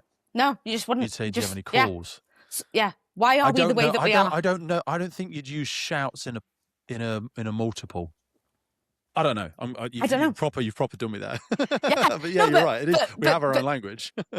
But that's the thing. We know straight away we have our own language that we have to sort of bring people into, and then it goes that bit above and beyond again. I think that one of the funniest things about the fire service, right, and it's one of my favourite things to because since it sort of clicked in my head, I now can't not see it. Right, we do it within the FBU. We do it within our own services, right? Yeah. Well, what are the union doing about it? The service should have known. The service... Who are the floaty, omnipotent beings carrying all this knowledge that you think that they have, right? I've just been through... so we're doing like an annual awards, right? And we've changed the way that we've done it. And, people had to write citations and stuff, right? Good. And I'm there like reading through some of these citations going... I know the story here. You've given me like this much. Yeah. I'm going to email you back and go, I want you to write this like the person reading it knows nothing about the fire service, please. Because the judges that are going to be sitting and reading this, yes, they're in the fire service. Yes, they know. But they don't know Blue Watch Day. No. They don't know you to go, I have the full understanding and knowledge of everything within this, because I think there is this thing, right? We have this group think. We think that there's like connection. They say about tree roots, and tree roots like talk to each other, and they go, the nutrients is really good over here. I think the fire service thinks that we are able to go station to station, unitary authority, headquarters to control, and that we all know. And it's like, I have some news for you. We don't. And even down to, operational understanding, knowledge, experience, we kind of go, we're all in the same place. Oh, we're all crew managers. We all know the same thing. No. See, I'm a crew manager, and I've been a crew manager for 26 years. And I literally walked in and went, all right, yeah, pass my level 1, yeah. Yeah. I did that tick box thing, and tidy. Right, bit of tape on the helmet. I'm off. Landed. Yeah. Someone else has been a crew manager for 18 months, and they're like, we've done a pathway, and we've done all of your sort of soft skill learning, and we've, told you where you are with that. We've given you development stuff to get better at that. We've done your level 1. We know that because of the length of service and stuff, you might not have as much operational experience. So we've made up for that, and we've molded you, right? And then we put 2 of you next to each other and go, they are exactly the same. And it's like, no, I hate to break it to you. No, they're not, because they haven't had that same lived experience, shared experience, training and stuff. The biggest surprise is from people from the military, because the branches of the military treat leadership so seriously. Yes. Like, there's a historical references to it. They have to study for it, because this is the thing. Like, if you were going to be a hazmat officer, you'd have to study hazmat, go on a course, really have to wrestle your head around some physics that you've not done in a long time, and some biology and some chemistry. And very few people actually study leadership, and especially leadership in their own context, or what it means to them, because it's an uncomfortable I think that maybe this is because it is a personal reflection. It's not a tick box. It's not you haven't got a pair of gloves, Becky. We'll get you a pair of gloves. Bang. Easy to fix. You haven't got a special hat. We'll give you a special hat. This is, well, how do you talk to people? Like, what is command presence to you? How do you people, because I'm 6'5", 18, 19 stone, whatever I am, I have had to adapt different skill sets, different chameleon bits consciously, because of the unconscious way that I come across to people. I'm a big, bold, military-looking dude that seems a bit intense, seems to frown a lot. He's got a lot of lines on his forehead. Oh God, he looks a bit scary. Do you know what I mean? You have to appreciate that. You can't just go, oh, well, that's who I am. And if people don't, behave yourself. Behave yourself. That's not going to work. Okay. No. You need to be a chameleon. Yeah. It's like, treat everybody fairly, but don't treat them all the same. No. Same as when we talk about personal development for our commanders and for our leaders. Yeah. And, you say, if I went to a watch now and said, like, how effective is your communication? They go, oh, buzzwords. You're talking to me in buzzwords. Oh, like, whatever. And they just switch off, right? And if you go, if we change that completely and said, if I asked you to go into a school talk in the morning, and then in the afternoon I asked you to go and do a talk to, like, a bunch of professionals, would you give them the same talk? No. Then you are effective communicators. Well done. You've worked out what that means. Because, we know that we do it, but it's so unconscious that we just can't, right? And I think it's why firefighters struggle with the idea of personal leadership, and why I think we then struggle when we're going for those ranks and stuff like that. We're absolutely horrendous about talking about ourselves, right? We're all humble to the core of just like being like, oh, it's a team effort. Oh, it's just my job. It's right. There's all of that stuff. But just away from that, even worse so in the UK than other countries I've found. Hugely. Oh yeah. I mean, we're not hoo-ha, we're not that American sort of. But then I think even, but then I know American firefighters. I've been very, very lucky to have met firefighters from all over the world, and they ain't all like that. That's a perception. It's very much, and I think we do this thing, and it's that same thing we do it. Don't you know? Oh, Americans, they just get up on the roof and they cut the roof off and stupid. But also, no, they don't. Every single department has different procedures based on their built environment. That just happens to work for them, and you're grouping us all into this thing. Don't do that. Sorry, we've gone off topic. That's not no, what we haven't, because we do it as a survival mechanism, because we need to put someone in a box. Yes. We need to know, where do you live in my world? Oh, you're one of them. So I need to label you. But I don't label anybody. You do. Yeah. My daughter walking down the street with my dog at night, she has to judge a person by the way they look. Oh, but you shouldn't do that. But she's going to. People see me walking down the road at dusk wearing a hoodie walking with my big German Shepherd. They'll go, maybe cross the road.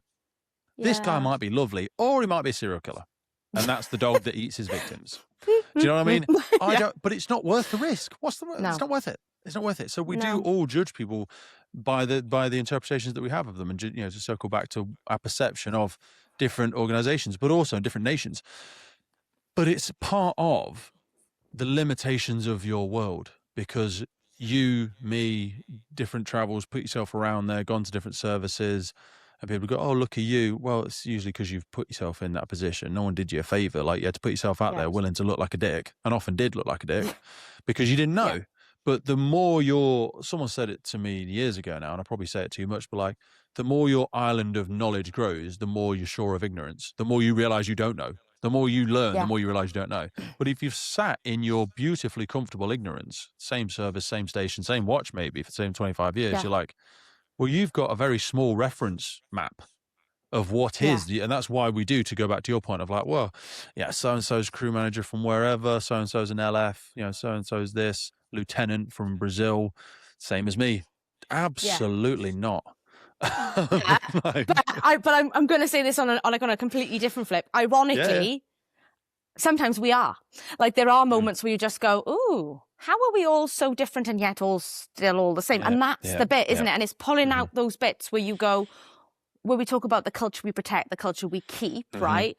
My service, I can assure you that somewhere between 10 and 11, there will be tea and toast. If you go a little bit further up the road, they're like, oh no, we have beans and egg on. Oh no, we have this, we have that, right? Yeah. But there's that group thing again of just going, but we all do that. Yep. Do we all still do scrub out on a Saturday? Yep. Yeah. Why do we do? Well, it just makes sense. And then you might have a full cooked breakfast, because that's, again, like, why do we all do that? Because we follow patterns, and you just go, well, that's fascinating. Do you know what I mean? And like, I've been very lucky through things like the UKRO and through high-rise firefighting and stuff, to meet firefighters from all over the place. And there are those moments where you go, we are all so very different individuals within self, and yet there is something. What is that? And it's really interesting, because my chief said to me, go away and find out what that is. And I'm like, You've literally just asked me to describe sunlight. How do I describe what that thing is? I can't. And, we're sort of exploring that at the moment. Yeah. But you just go, I don't know. You've seen the old one where the old fish swims past the two young fish, and he goes, hey, fellas, how's the water? And they both look at each other and they're like, what? We're in water? Because it is that. The culture is it is us and we are it. Yeah. Someone says, hey, and you go, I wouldn't even know how to describe it to you. To be honest, it's just the way things are kind of done about here. I wanted to flip this frame, because we've touched into it and referenced it a few times. You've done a lot of traveling and work in and around fire behaviour. You've spoken about some high-rise tactics. I think we first connected through shared friend Gerard Mann, Australia, which is ironic. We're not a million miles away from each other, and we connected through someone on the other side of the world, which is an irony to that. Yeah. You, from Gerard's words, I've never been lucky enough to spend time with you on a training session or anything like that. He speaks very, very highly of you, because I messaged him a few times before we came on here, and he was like, Becky he's a lovely sausage, bless him. He got nicknamed Little Bear when we were out in Australia, by the way, because there was a few photos taken with the two of us, and I think one of the Tokyo firefighters, just suddenly, he was like, we call you Little Bear, and it was, that's stuck now. Anyway, he's coming over soon. He's because he got married recently, didn't he? So he's we're going to spend some time together in London. I'm going to book a show and a restaurant for us. But what have you learned from what good looks like? Because we mentioned about, I forget our context earlier, but we were talking about like a good team or a good culture, or what does success look like? What's the metric? What have you learned about what good tactical firefighting looks like? Because you referenced the Americans and the way they do it, the way we do things differently in the UK. Is it limited time in the compartment for firefighters? Is it speed of attack? Is it weight of water? Is it they all go out eventually? Is the fire going out enough of a metric of success? Because this is the irony in the hyper focusing on culture and customs and values in the service and core codes of ethics. We don't ever want to take our eyes off the thing we're supposed to be really good at. Do you know what I mean? What has your professional development looked like in that space? What did you see the first time you went into those organizations and saw things done differently from how you were trained? It's really interesting, because it's one of those things that has evolved. You know, I joined the service, as we said, sort of mid 2000s. You know, the world was still reeling from the Blaenau fire. You know, the fire service world. We were still very, very much focused on flashover backdraft, you know, and understanding them, because I think up until that point, you know, they came as a bit of a surprise. That wasn't for any other reason other than, you know, fire events were becoming more common because, again, built environments were changing, furnishings was changing, all that sort of stuff. We knew that. I think the biggest thing for me is that a lot of my, to put in inverted commas, firefighter tactics, knowledge and understanding didn't come from a training school perspective. It didn't come from, you know, being... And that's not an accusation that the instructors didn't know what they were talking about. No, absolutely. No, but I think what training school can always do is it's like driving a car.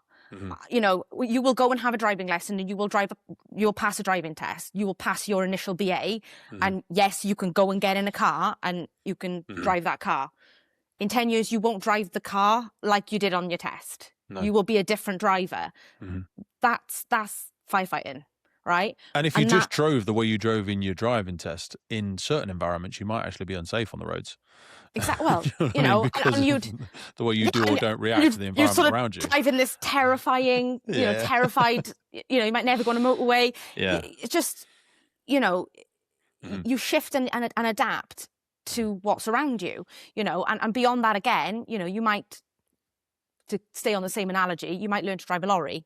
Or you might learn to drive, and you learn to drive different vehicles, and that will adapt your way of going back and driving that car. That's been firefighting for me. And I think we had so much, and I say we because we're both of that same moment in time. We were the tail end of lots and lots and lots of experiential learning. Yep. So you learnt your trade by someone grabbing you, taking you under their wing, going, what's that? Look at that. What does this tell you? What's this? Right?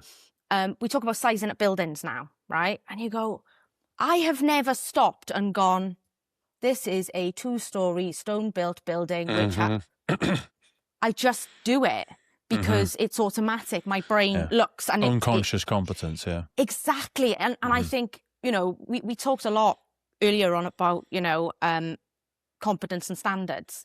They're very difficult to measure. How do you measure where that is, and, you know, and how important is learning and education and understanding next to experience?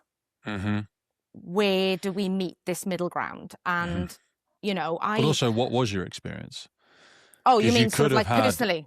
No. Sorry, but I just meant for that person. It's like, yeah, you could have had many bad experiences of doing it wrong, and they still went out. Yeah. Because they do. Yeah. Do you know what I mean? And also, if it's something you've learned through experiential and absorption, how do you now contextualize that in the absence of actual real experience? How do you do that through simulation? Yeah. Because it's back to that 2 firefighters or 2 crew managers, both in 20 years, they must have the same this. Yeah. You know, we have, you know, watch commanders in my organization have never worn in a structural fire operationally. Now, you can't decry them for that, because this is what it is. Different stations, different placements, different whatevers.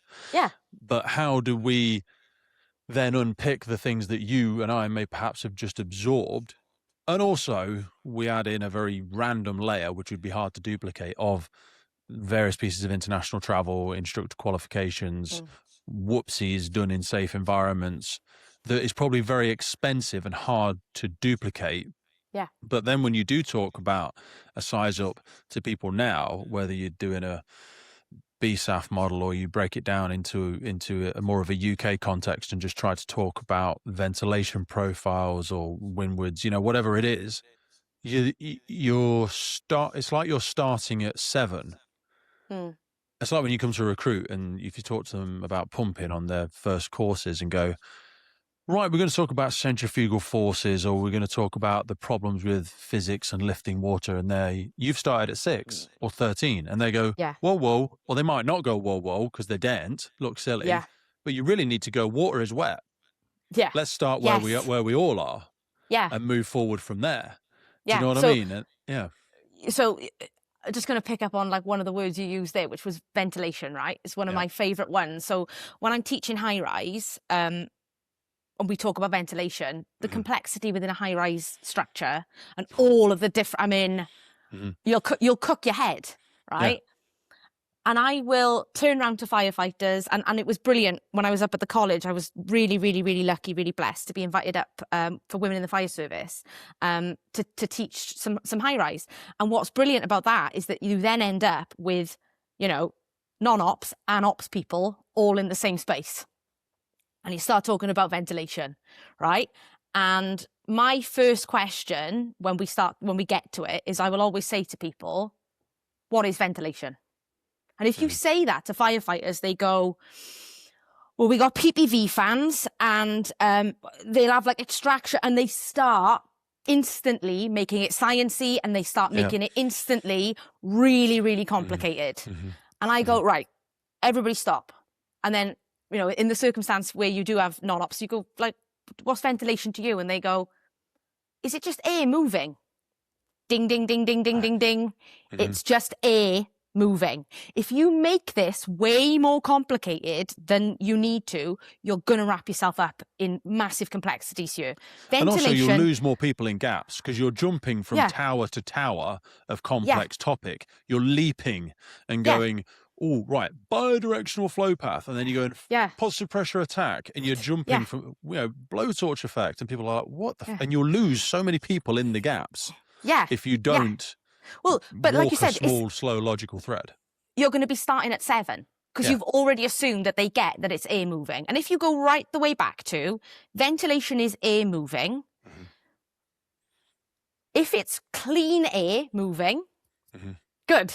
We are doing well. That's a good day for firefighters because people can breathe and are not going to die. And we aren't going to get caught up in a backdraft or a flashover. Excellent. Brilliant. Carry on, number 1. If you're talking about smoke, whether that is laminar or whether that is, really, the nasty stuff, it's still just air moving. Tactical ventilation is you making a decision where you want that air to go. Just stay with me there.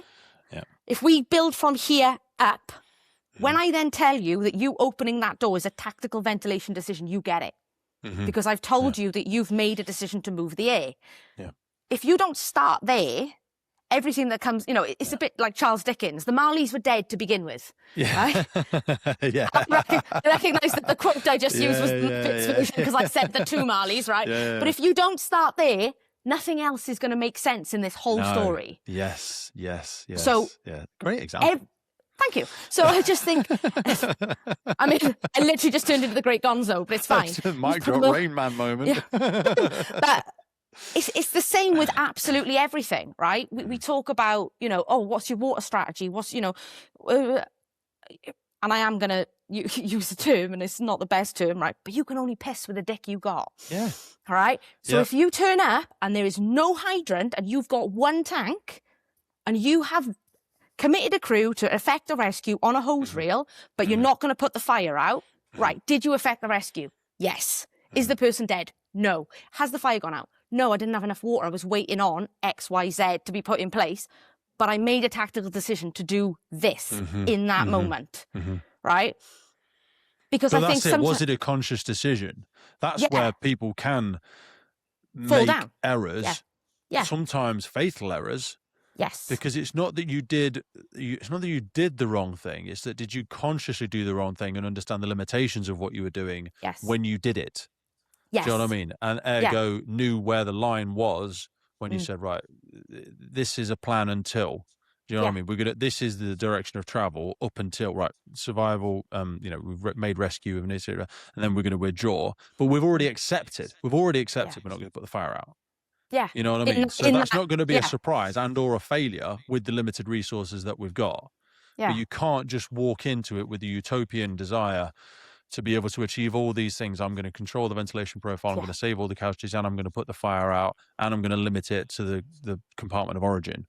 Yeah. Which one are we optimizing for? Which ones? You tell me which one you're doing, because they're all right. Yeah. Yes. But they're all not possible. Yeah. You know what I mean? I can't give you, and I think the problem is at the moment, we tend to have this thing where we're almost firefighting by numbers. Oh, You know, definitely. we're using mnemonics and we're going, you do this, and then you do this, and then you do that. And it's like, no, it's too complex, it's too varied, and it's far, far, far too dynamic to go bump, bump, bump, bump. Yeah. And I think the and difficulty also we have is a tremendous cognitive capacity. So like Carol Lambert, I think probably the first time I heard him speak many years ago, he's got a great opening line where he says, I mean, this is only one of his presentations, but he's like, no matter how romantic we want to be, firefighting is just chemistry and physics, which it is. But the problem is, you've just mentioned two absolute titanic academic fields of study, which none of us have the cognitive capacity to process in that small window of time with our limited monkey brains. Yeah. So we're going to have to unconsciously develop trends, knock off solutions, reframe what success looks like. And there will be an amount of intuitive, prime recognition decision-making happening in that moment. And it's guiding that thought process with as much consciousness as possible, because you're not going to be able to, and I found this most interesting with direct entry, when you speak to people coming in at level 2, and their desire, really admirable desire, to really make the right decision out of what will always be a moving target. And the kind of green light is going to be at about 65-70% accuracy and confidence in certainty that this is the correct decision, because there's the massive what if that'll always exist in any operational incident. And I just think, it gets said all the time, doesn't it? But I think the optimum is a thinking firefighter. Just a firefighter that is able to, once they've gone beyond that entry point, I don't know what you're doing anymore. Anyway. You're the new incident commander. Yeah, you take your pants off and run around if you like. I'm not going to know the difference. Please don't. Ideally, don't. But I won't know if you did. Yeah, exactly. And but beyond that, that is a two-way thing, because just as much as I need you to make decisions for yourself, I also need you to communicate with me and describe to me really effectively what you can see, what you feel, what is happening for you, so that I can make safe decisions for you too. And I think, where, through no fault of absolutely anybody, lack of experience of the combustible environment is to learn what looks right and feels right and isn't right is becoming more and more narrowed. And, there are huge swings here. There's huge elements here. How many times do we want to expose firefighters to carbonaceous burns for their health, right? Beyond that, do we want to protect the environment? Absolutely, we want to protect the environment. We want to do all these things because, and it's the same as the culture stuff. We want to be these things because it is the right thing. Yes, we do. But what's the kickback? What's the other bit? How quickly? And do you know what I mean? Because that again, there's no solutions, only trade-offs. And you can't split test life. If we'd have heavily invested in it this time ago, would we be much further along? Yeah, and we'd be much further behind with that. And that's where I feel like, because of the reports, we've over-indexed at times on an optimization of adopting wider cultural changes into the fire service that we've seen in traditional businesses, and gone, well, if Lloyd's Bank aren't having any reports of racism and we're having lots, then, oh my God, this is a massive problem. And it is a massive problem. And we can work on both things simultaneously. But which one do we want to continue optimize before, and which one are we unconsciously sacrificing to achieve this other one? But what over and above, and I think the really, really big thing here is that you say pouring from an empty cup. The people that you want to do these things are trying to do both things at once. And it's too much. And if you're not careful, the poison's in the dose, because they get change fatigue, and then they just get lethargy and despondency. And then you create a timid firefighter. Well, it's not and a timid commander. It's not even just change exhaustion. It's just training exhaustion. It's like, So you gave me fire dynamics training the other day, and now I'm having training on behaviours, and now I'm having, and then there's high rise, and we've had to change this, and suddenly I am whelmed. I am neither over nor underwhelmed. I'm just whelmed in the middle going, I don't know what you want. Yeah. Right? And leaders are getting burnt out because they are staying up till 10, 11 o'clock at night with their laptop open, trying to fix the world. And firefighters on the other end are burnt out because they're just going, I don't know who you want me to be. I don't know what you want from me today. And I don't know how to be everything. I don't know how to be everything. Right now. Yeah. And it's, you know, you can have strategies and you can have prioritization, but how do you melt that into the real world? And when, you know, there's physical and safety risks in the sense of, you know, your practical training, and there's emotional and still just as much risk of the physical and the life stuff with the emotional and the cultural stuff. For me, the irony is you almost need to harmonize that into a pocket, because the truth of it is that, you know, there are things you need to understand to ensure that we're keeping up with our cultural change, but can that be taught in an operational way? Is it a time horizon challenge more than anything? 'Cause I think we're often too impatient to be emotionally intelligent, because we know culture takes time to change. 5, 10 years, 15 years. Yeah, it takes a long time, but we are hurried along by external pressures. And I think our position at times is less important than our direction. I think we are moving directionally in a very great direction, and we've made tremendous progress. But our impatience, that's reinforced by urgency from external factors like inspectorates and things like that, which are often historical references, force us to move at a speed that sacrifices emotional intelligence and actually people's sense of togetherness and like accepted, you know, I'm part of this change, or is change happening to me? You know? Yeah. And, you know, it's part of the challenge, isn't it? How do we ensure that people feel that they are decision makers for themselves? How do we make them feel that they have had an input into where we're going? Otherwise, you know, it's a complete lack of autonomy. You think you have no agency. I'm not even, I'm like kind of being invited to share my opinion in a slightly parent-child fashion. Like if I say to my daughter, would you like to put your shoes on first or your coat on first? I've already told you we're leaving, and we're leaving in 4 minutes. Yeah. And it's like, how much of my autonomy or agency do I feel I'm being invited to bring to this table?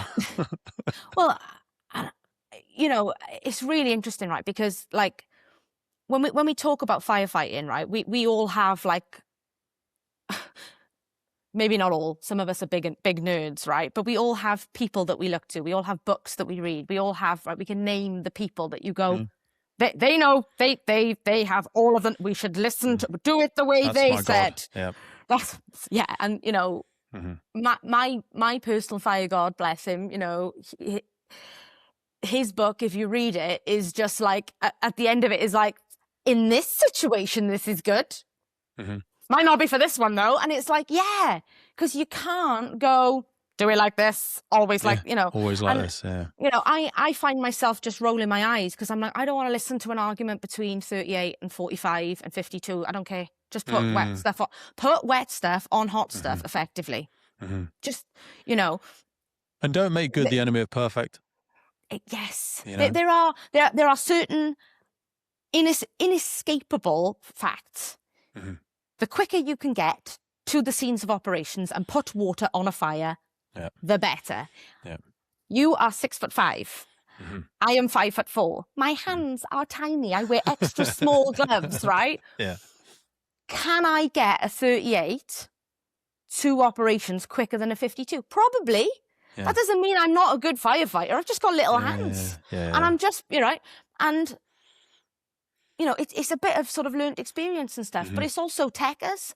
And the fact that I've gone, right, I've tried a Denver roll, I've tried a this, I've tried a that, I've tried, thinking of a high-rise perspective, I've put the hose down the stairs, I've put hose up a corridor.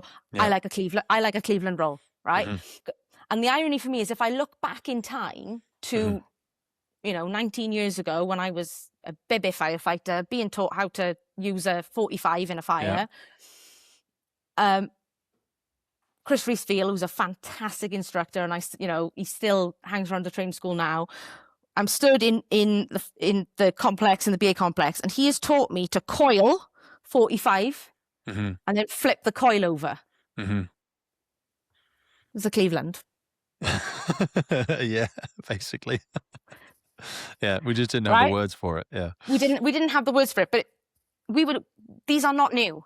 And I think the biggest thing that we do, whether we're talking about culture, whether we're talking about the tactics of firefighting, all of these things have been done before, and they will come round and probably be done again. I always say we need to remember more than we need to learn, and sometimes history doesn't repeat itself, but it definitely rhymes.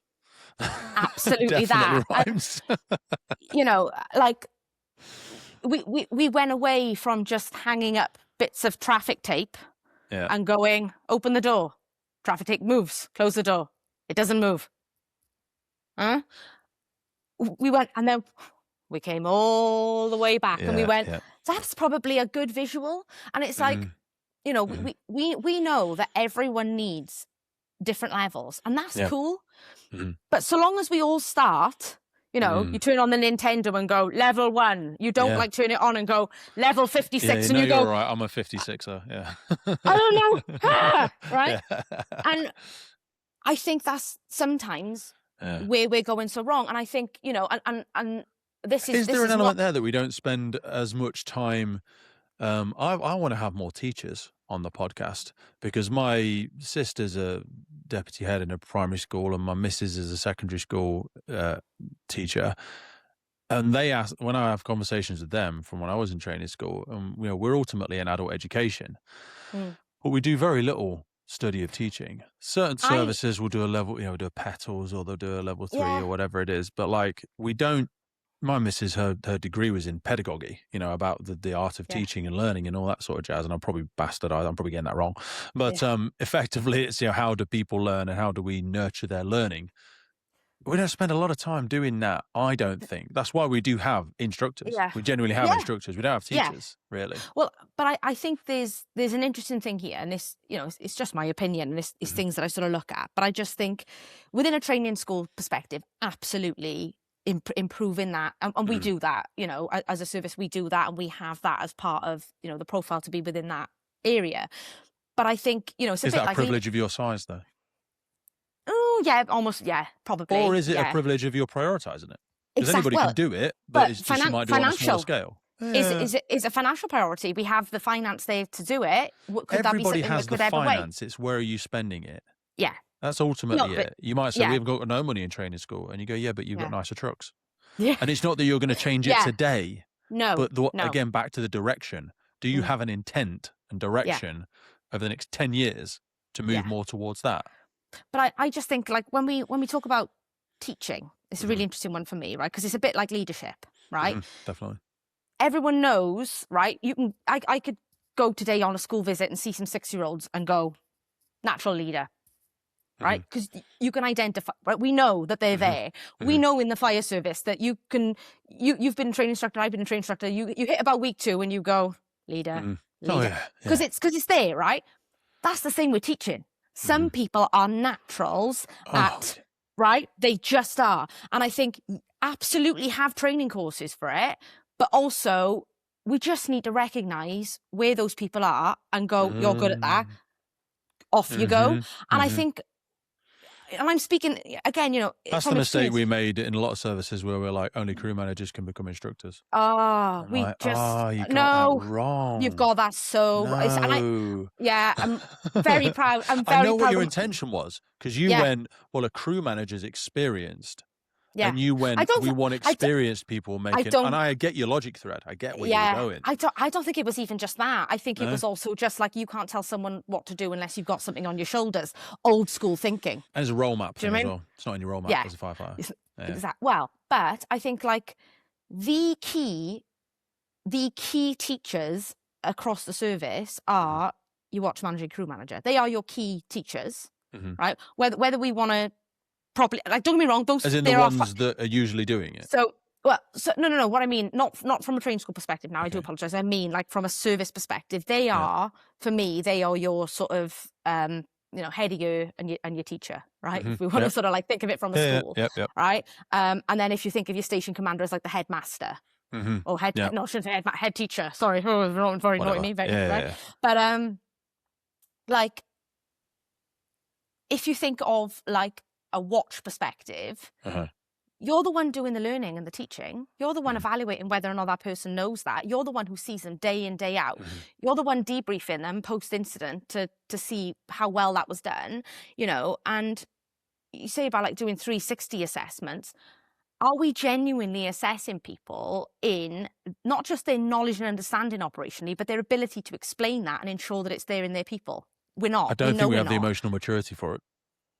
No, but we need to get there. And I think for a lot of the changes and stuff that we're trying to do. It's a personal accusation, though, isn't it, Becky? Well, I don't think it's a personal accusation. I think it's just it's about not going back and going, you lot are not very good at this. It's about going, we've recognised some gaps and we want to give you this, and this to make this easier for you. And they go, oh my God, that's amazing, thank you. Because it's how you advertise it, isn't it? It's how you put it across to the people who are coming in, and it's like... It's if you've got a follow-up for it. It's if you say, I see this, so here you go, that. Whether it's a coach, whether it's sending people on a teacher thing, whether it's sending people, I've never seen this, but I know I'm speaking from my own bias, but like, send someone into a school for like work experience, I don't know, and they spend 2 days in primary, 2 days in secondary, and 2 days at university, and just see a variety of people and ask them to write a report on it, and then your coach from within your service talks to them about, here's academically what we recognise as some teaching skills. Which ones did you see whilst you were there? Which ones did you identify with? Which ones did you see, that's not me, but actually I could do with a dose of that? Yeah, do you know what I mean? And I'm just literally just making shit up on the fly. But I'm like... But also, just where do you feel comfortable? You've got to be able to see what good looks like. Or at least even that version of good. Because equally, if I watched you instruct, I'd go, Becky's a great instructor. I can't do Becky, but I don't need to. Just be you. But I go, oh, she's got a bit of black currant or orange or lemon. She's got a bit of this in her cocktail of teaching. I could do with a bit of that. Actually, that would or wouldn't work for me, because that's what we do. We don't learn, we absorb, don't we? And we need to see those elements within other people and then take that dose, because we're all just a cocktail of the people we've seen. Yeah. Whether it's developing your teaching style, developing your communication style, developing your leadership style, we do that. And we all can right now go, I took bits of my leadership from that person. I took bits of my teaching from that person. I took bits of my communication from that person. And I actively avoided anything that person did. But in this, because we all know those people who, like, I could look at and go, operationally, I'm going to rob your brain of everything you've got. But communication-wise and leadership, you're not going to be how I want to base myself. That doesn't mean that I'm better, and but it's that constant pursuit of excellence. It's the pursuit of excellence that I think services get wrong, and it's the. Do you even think they have it? Yeah, I think it's there. Yeah, I think it's there, but I think where we get it wrong, and for me, it's it's that nature of going, done it. You go, no, you haven't. You've done it for now.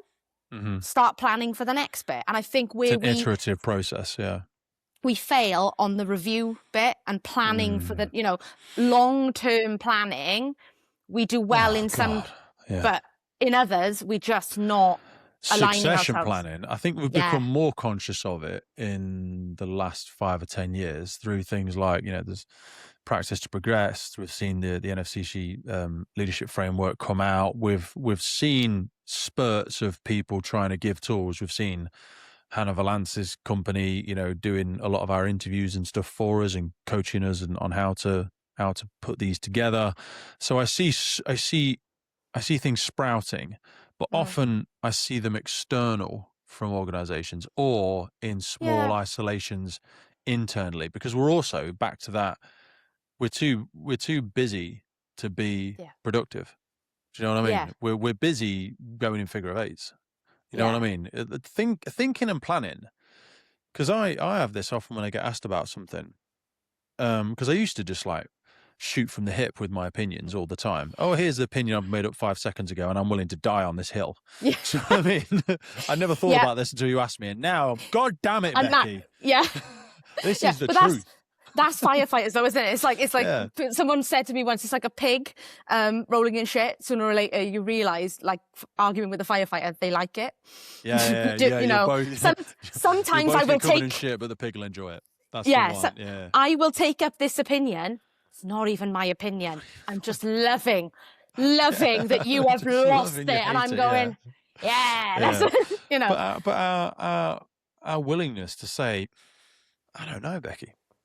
I need to sit with that for a minute, but and thinking and planning and succession planning and, you know, all that jazz is a privilege of mental capacity for a bit of rumination and a bit of real considerate thought about stuff. And I think as we shrink our services down and down, what we like 10 or 11,000 firefighters less than we had 10 years ago across the UK Fire and Rescue Service, and we're trying to achieve more with less, not even more with the same. Do you know what I mean? And the more keeps growing. The more keeps growing and growing and growing. And you know, when you do that thing where you go, you know, you talk to a firefighter who retired 30 years ago, and they tell you, you know, job's gone down there, nothing like when I was there, you know, I had the best days. And you go, you probably did, because you didn't need specialist RTC cutting gear. You pretty much had like a Senga saw and hope, right? Hope, right? Hazmats, okay, you maybe had like a hazmat suit that you popped on once every few years, but you didn't have water, you didn't have rescue from height, you didn't have mud, and you didn't have the massive stuff that firefighters now have. So you had time to focus on being really good at putting fires out. And then you had fires to go and practice being really good at putting fires out. And we just do not have that anymore. And, you know, we talk about doing more with less. You know, we have different, as you said, different shift patterns, different working patterns, different, you know, whatever, you know, from a training perspective. By the time you've done a full year cycle of seeing all of your firefighters and your on-call firefighters and your, half of them are gone. You got to start again. You're just like, right, back to the drawing board. And then the other firefighters are going, oh my God, are we doing this again? And you're like, well, we have to, because you know, but they don't. So we've had to, you know, how do you expand that learning and take it to the next phase when you have to keep coming back to A before you can even think about B and C? So how do we build more patience into, I mean, you're operating at a different level in your organization than I am. And I, just from spending 2 hours plus with you this morning, I feel very confident, or at least hopeful, that you'll go on to help shape things in a more and more influential position.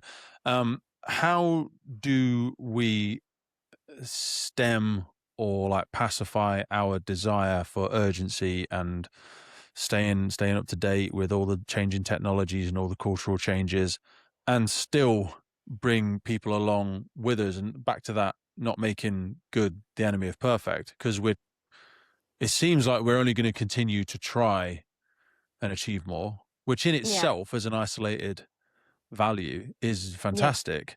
But as we've alluded to a couple of times, the fragmented nature of our organizations, the different generational shifts within them, I just think it's a very, very, very, very difficult square to try and circle. Do you know what I mean? From the senior leaders. And I think it will get even harder if we do start regionalising more. Like you see Scotland turning 8 services into 1. Like for them to achieve a cultural change, this is going to take significantly longer if they needed to do one. I don't know, you know, I've not read their reports that in depth, but anything they want to do is going to take longer, just because the sheer size of it. People always say that challenge with London, you know, the amount of stations and it's just, you turn into Titanic. Do you know what I mean? So how can we be more patient? while think still being aspirational in how we progress and all that sort of jazz. Not to be too Ted Lasso about it. Mm-hmm.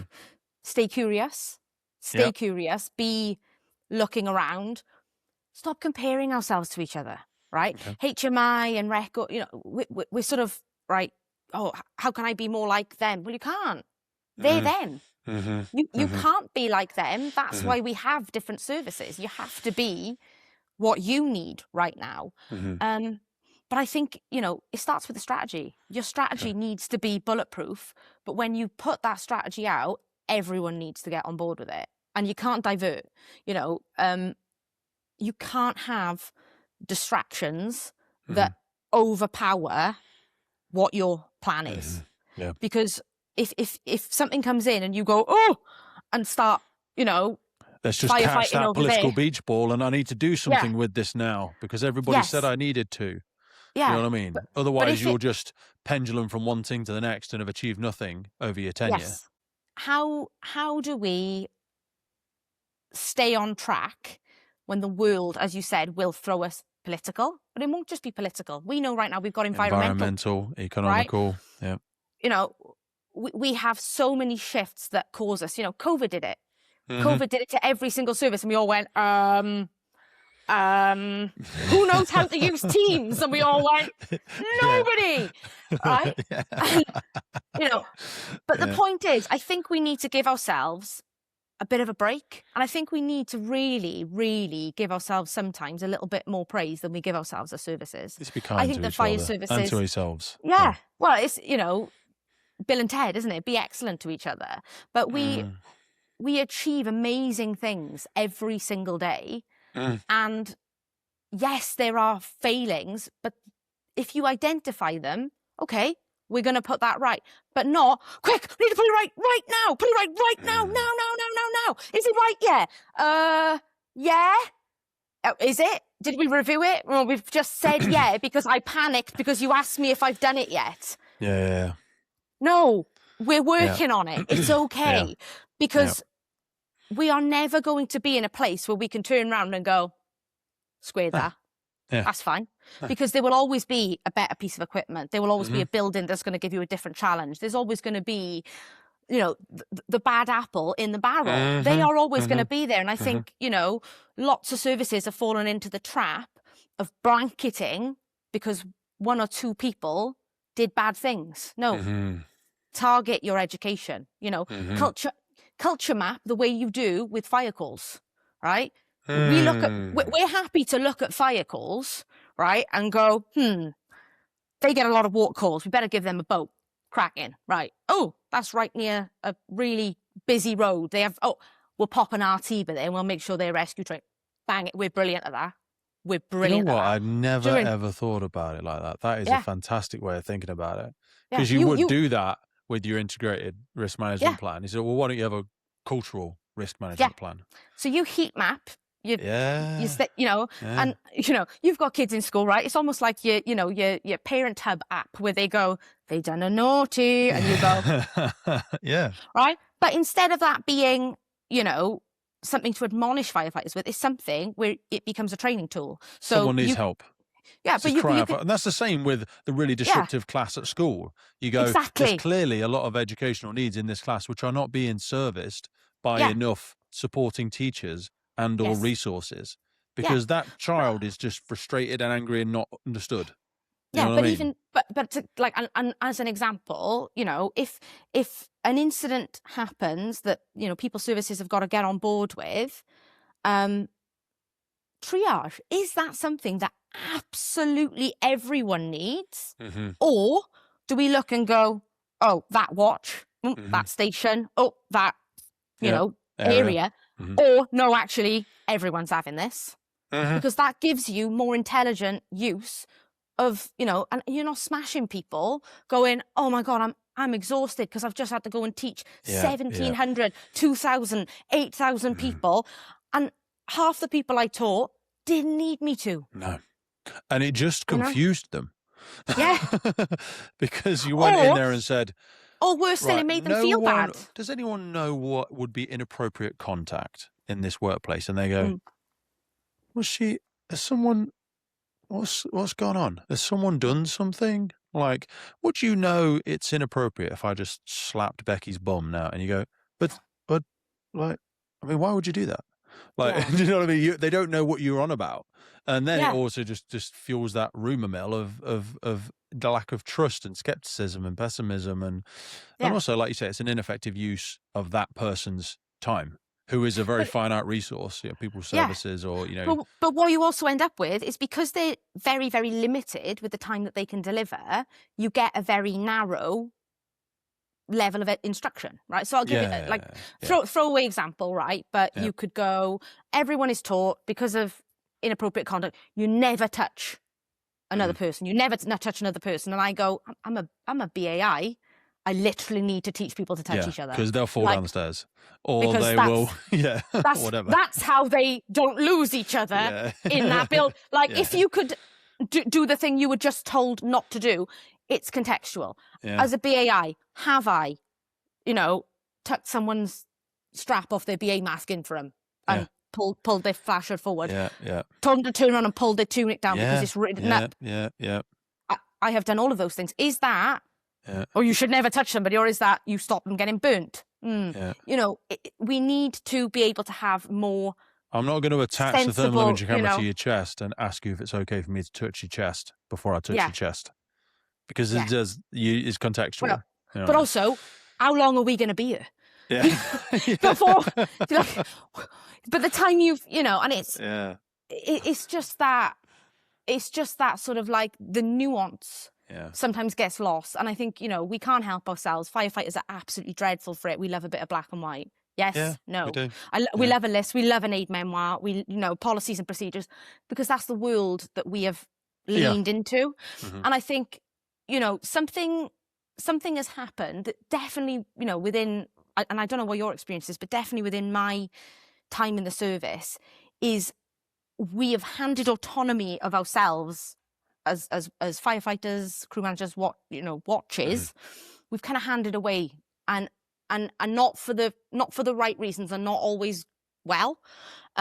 So as things like training schools grow, right, as community safety departments grow, and you're told, these are, I want you to go and fit 10 smoke alarms, and I want you to do 2 SSRIs, and I want you to, and it all becomes very rigid and structured and prescriptive. You've lost autonomy. You're not making plans for yourself anymore. No. So you're going to properties that don't need smoke alarms to see really 10 wealthy people just to hit you 10. Whereas you're going, that lot on so-and-so street down on the back end, they are really struggling. I'll tell you what, I know they've fallen through the gap. They're not on the data sheet or whatever. Let's go and spend some time down there, because we all know that is a melting pot of chaos. People are really struggling in their day-to-day lives or whatever. But it's again where, we said earlier, it's very difficult to measure what we do. You could have a KPI, let's look at just KPIs. Oh, you only did one smoke, you did one home fire safety check in that hour. And you go, and when I got there, that person was very intimidated. They were mistrusting. They didn't want to let us in. We had to build a rapport. Then we had to get in. Then I realized that, their understanding level was really, really low. So we made sure that we went over things. We reiterated. We took time till I really was happy that they understood what I meant. I could have done 3, but it wouldn't have been worth it.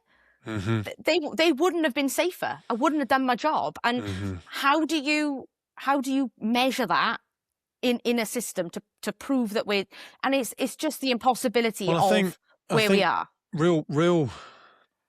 I think progress moves at the speed of trust. Yes. So you've got to, in an example like that, you've got to trust that what that team says is what it is. If they said there was a tremendous amount of value in spending an hour there, then there was. Is that open to abuse? Yes. Yeah. Of course it is. I think a lot of leadership teams across the country right now are all looking down going, why don't my firefighters trust me? To which I would respond, do you trust them?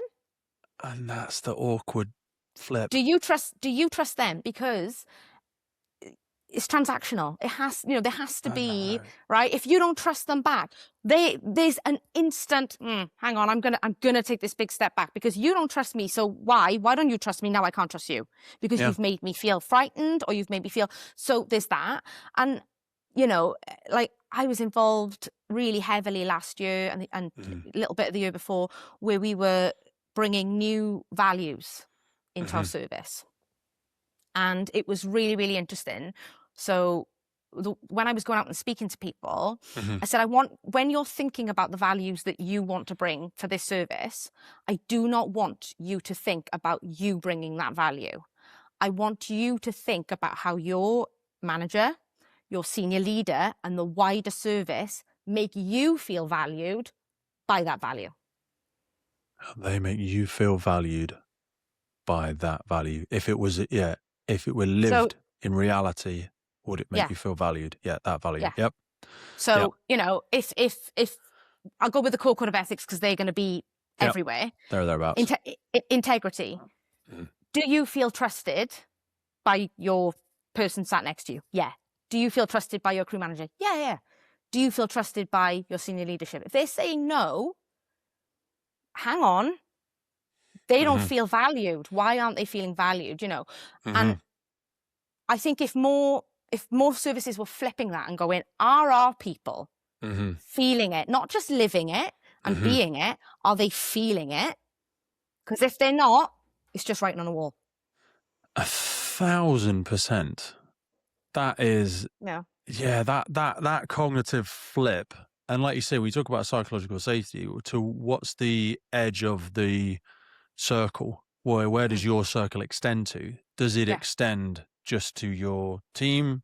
Does it extend just to your station? Do you know what I mean? Because everyone, they used to have it when Gallup surveys, the old organisation that I used to work for. So Gallup is a big thing with organisations outside of the emergency services. They all use it to measure culture. Not all. A lot of people use it internationally to measure cultures. And there'd be one on there that said, like, do you have a best friend at work? And it was just a quick yes, no. People are like, what do you interpret as that best friend at work? Do you have somebody you can trust and speak to? It doesn't necessarily need to be your line manager, doesn't necessarily be, but people would answer it skeptically because they didn't want it being manipulated and saying that my line manager or my senior leader I trust. Because they're like, well, I don't trust them. Yeah, but do you trust Becky? Do you trust Pete? Do you trust Dave, Sarah? Yeah. Do you know what I mean? It's somebody you can approach from that wellbeing perspective. But you're right, it's tough because there's a dissipation of responsibility as the net widens, isn't it? So like, I'm sure the senior leader trusts the dep and vice versa, but how do we keep the continuity of that as it moves through those levels? It is, and it goes back to that fragmented piece.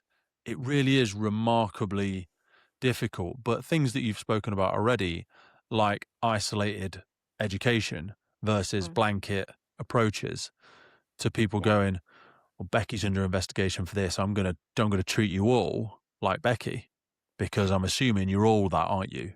Do you know what I mean? And that's the felt sense. Their intention might have been safety or professionalism, but the accusation that was posed unconsciously was lack of trust. Do you know what I mean? That was, And it's kind of like, I think it's so easy for departments, and then management structures. So definitely, if you're an SLT, you can become an echo chamber of like, oh, this is going swimmingly. This is great. And it's like, everyone gets it. We're moving. And I think, we tend to do this thing where the only firefighters who ever make it into an SLT meeting are usually union members. And it's like, that's great, but just pick two randomly to come up on a truck or and sit them in and go, right, we're going to talk about X, Y, and Z today. And we're not going to do this big like survey because everyone's like going to be absolutely sick of being asked to complete a survey. And I just think like, it doesn't have to necessarily even be firefighters all the time, but just bringing people in and like to just go, are we right that this is the feeling out there? Is this, and let's be honest, but that's about also the psychological safety for those firefighters to, and other members of staff, I should say, to have the confidence to go, No, Never heard and of I it. think, Never heard yeah, of it. and yeah, and then not going, let me speak to your manager. No, yeah, no. All you're doing is putting your finger on the pulse of yeah, it and then taking it back off. Not going, there's a problem at your station because you don't know about this, or you're not doing yeah, that. You need to see it for the honest, innocent feedback that it is, and just yeah, go, okay, it's not yeah. the end of the world. But also don't react as an SLT that is gospel, because those 5 people might have that feeling. The next 5, totally different again. It's just your finger on the pulse. That's all it is. Yeah, But it's useful. Yeah. Yes, absolutely. But I think, just make sure that, psychological safety being the biggest thing. And it's, we need to do healing until we're there. We need to do growing until we're emotionally intelligent enough to do a lot of the stuff we're aiming for. And whether it's operational learning, whether it's cultural learning, whether it's, personal development, it's a process. And I think we want to be there before we've even realized what we want. I think there's a lot of things. Instead of letting it carry, letting the journey happen, and being like, we're going in a good direction, but knowing that we might have to take a slight diversion at some point. Yeah, I think we need to be very aware of a lot of organisational trauma from reports and fatalities and accusations that are posed at the UK Fire and Rescue Service, and give people that space, which will be longer because of the size of the organisation, to then develop into maturity through the constant prime intention being seek to understand most of the time. If you had a just culture, because just culture is James Reeson. I think he's one of the key thinkers on the just thinking.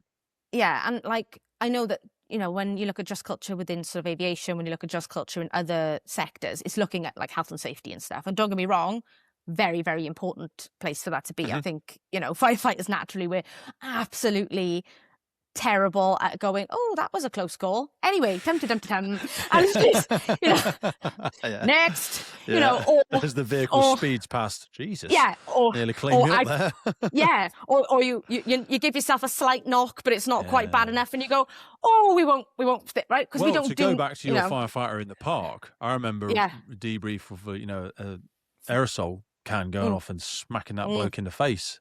Do you know what I mean? Because it didn't have a helmet and visor down. You don't know what's in the bin fire in the park, the innocent one you've been to 1,000 times. There's human error, but then there's at-risk behaviour and reckless behaviour. They're different things. Yes, exactly this. And I think we need to let that move a little bit into where we look at our culture and behaviour stuff as well, right? Oh, definitely, yeah. You know what I mean? Was their intent? Were they educated previously? Don't get me wrong, some things are just wildly unacceptable. Everyone knows. Conscious malice. Right? Cruel. Some things are obvious. But in other cases, we need to make it so that people feel comfortable to just be. But also, people won't feel comfortable to speak up if they're worried that it's going to result in disciplinaries and all that sort of stuff. But equally, people won't speak up when SLT want that honest feedback, or they won't give their own fully honest answers, because they might give something that's reactive. Because I think sometimes we can do this thing where we just take sides. Yeah. And it's like, why are we just taking sides? Why is it that it's like, well, it's that slot versus them lot. Or it's, stations versus headquarters. It's control versus, it's like, we're all literally in this together, and I think, I've been guilty of it myself, where,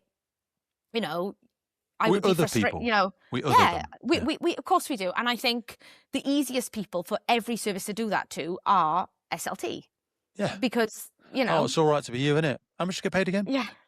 Yeah. Christ alive. And it's like, and it's I always like, say actually, to people, Bill Gates and Jeff Bezos have money problems. Everybody has money problems because you live to your means. Everybody does. You probably don't believe that because that person is a means that you perhaps can't comprehend.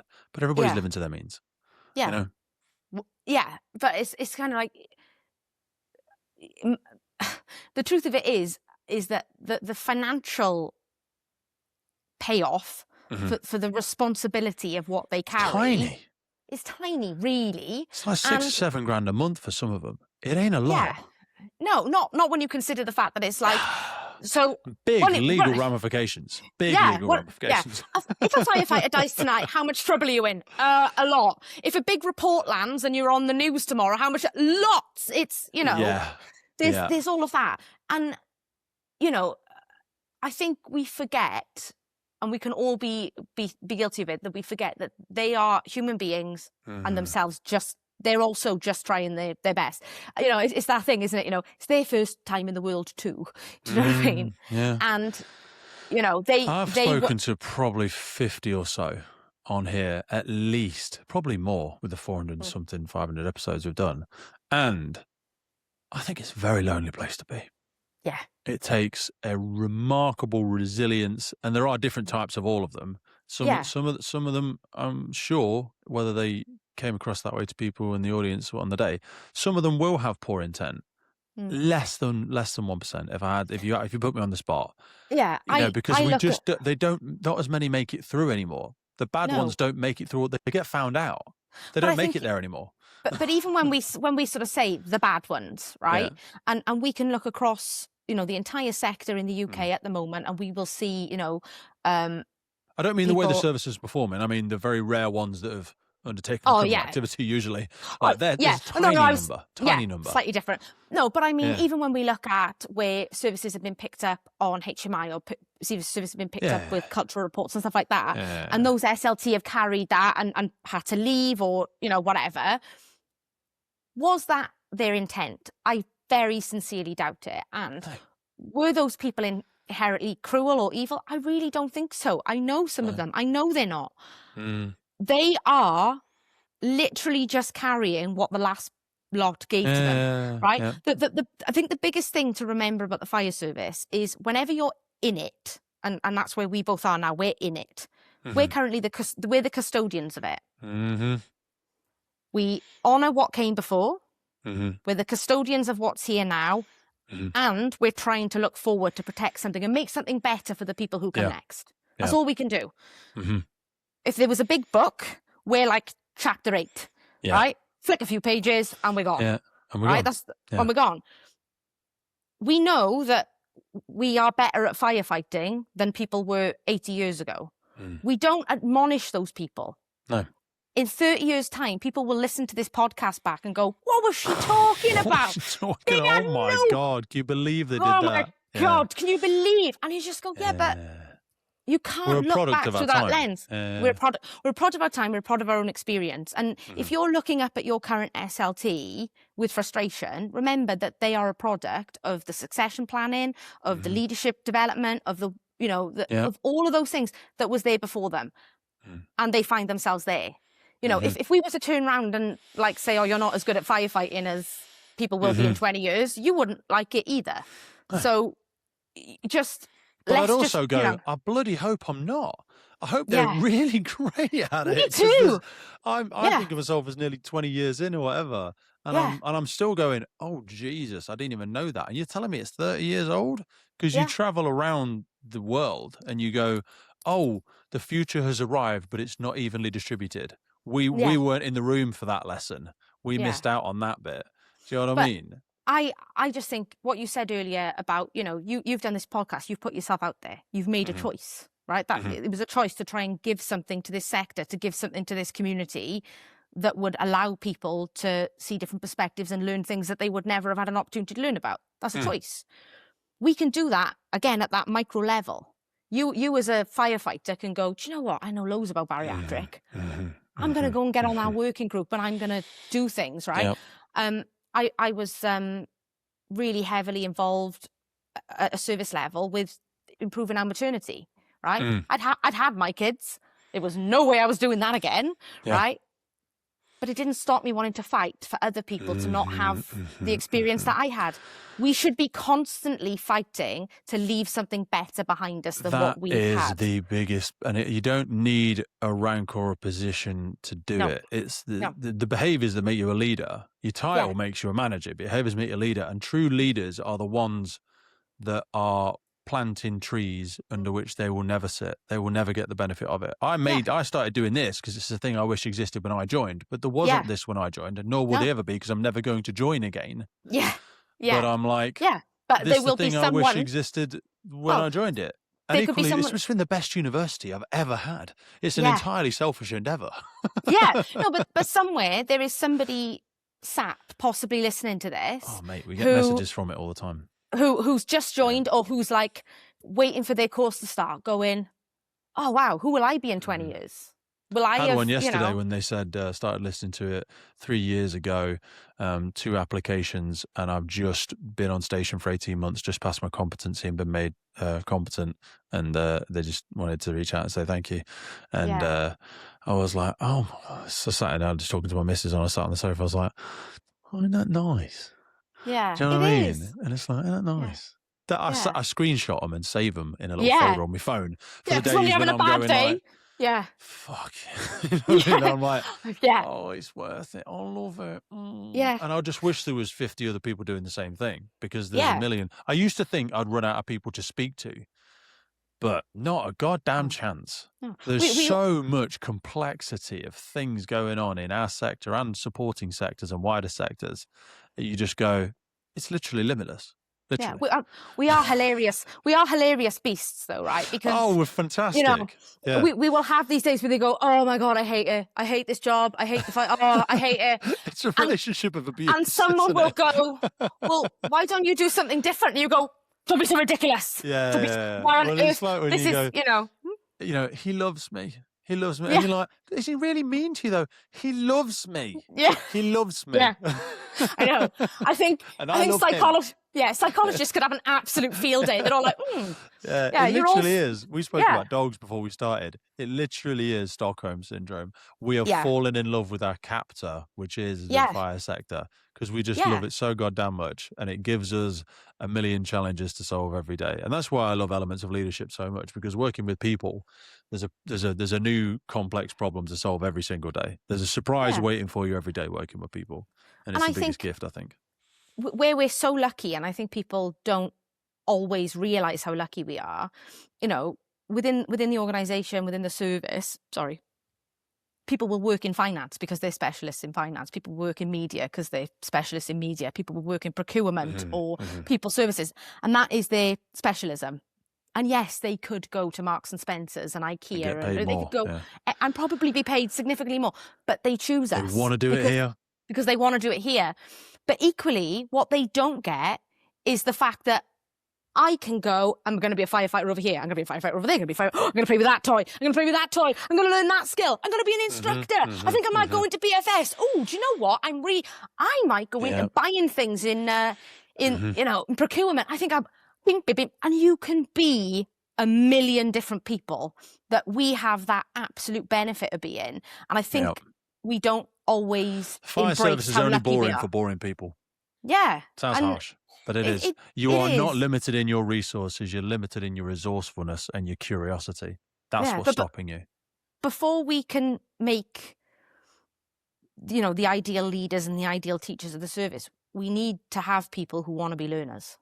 We need people who are just, the appetite to learn. We want them to go, no, I want, and the thing that I loved the most from being an instructor, and when I go out to do stuff about high rise, is when you're doing it right, they've lent in, you're like, yeah, I've got you now. Because it's that wonderful thing where they're like, oh, I don't want to. And then a few minutes in, they go, you see the lights switch on in the room in different people. Yeah. Yeah. And that's suddenly they're like, actually, I'm quite interested. And just what's this got to do with me? Make sure that they can see themselves in why they're being taught this. Quite frequently, we have to give, I'll give high rise as an example. We give high rise obviously to everybody. And if you turn out to an on-call station way out in the sticks that's going, why are you? And you go, because somewhere you're on a PDA.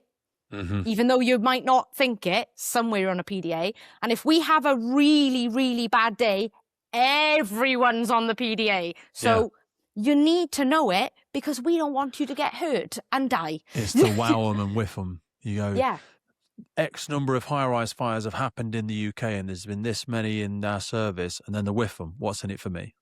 Yeah. And when you're turned out to the city station at 4 a.m. because you are on the PDA for this 18-floor high-rise in the middle. Do you know what I mean?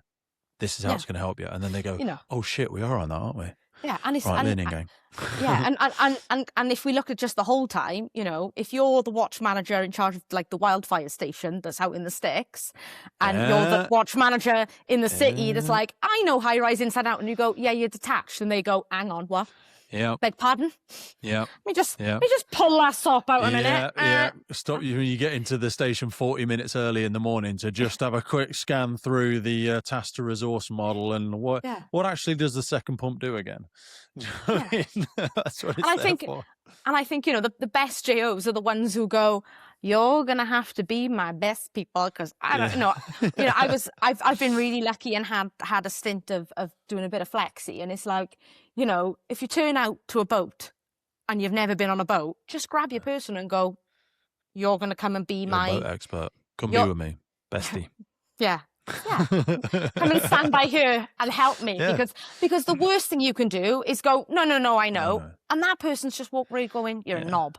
You're a knob. I always say to them, like, I'll make the decisions and I'll take responsibility, but I don't have to have the answers. Yes. You give me the answers because you're the knowledge. Let's crowdsource our knowledge today. Yeah. I'll take responsibility because that's my job. That's why I wear the different colored helmet. Yeah. But I haven't got to have the answers. Yeah. You know what I mean? I'll make the decisions. I'll take responsibility. Don't worry about that bit. You know what I mean? I'm not going to sidestep and go, well, Becky said. Yeah. Because that's not even going to work. That's not going to work. No. Someone will still point at me and go, no. Someone will go, see this white one? You're in charge, mate. Yeah.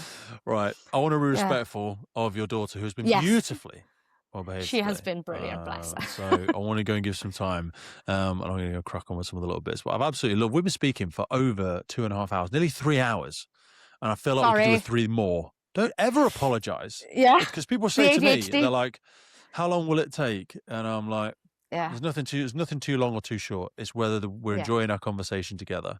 So I always leave massive windows of time. I never do more than one of these in a day. But I'd love to have you back on. I feel like even from my tick list, people won't know we have a list of things that I really wanted to speak to you about. There's 10 we didn't get into. So I'd love to have you back on in a few months' time. But if I'm still employed when it is. You don't. But ironically, the podcast is all about the way that people wanted to hear those people as well, because that's often feedback that we get as well. It's like, oh yeah, I knew Becky was like that. Like, she's really funny and quirky and interested in this and that, and she always tells a great story to reinforce a point and all this sort of stuff. But when we put on our professional avatar, we suffocate it sometimes, and that is almost the truest reflection of a lack of psychological safety in our organization. So you have beautifully stood in the footsteps of yourself today. Good. I do hope. Which I love. But no, send my love to the family, and I look forward to catching up with you soon. Thank you so much. That was really cool, and it didn't feel like nearly 3 hours, except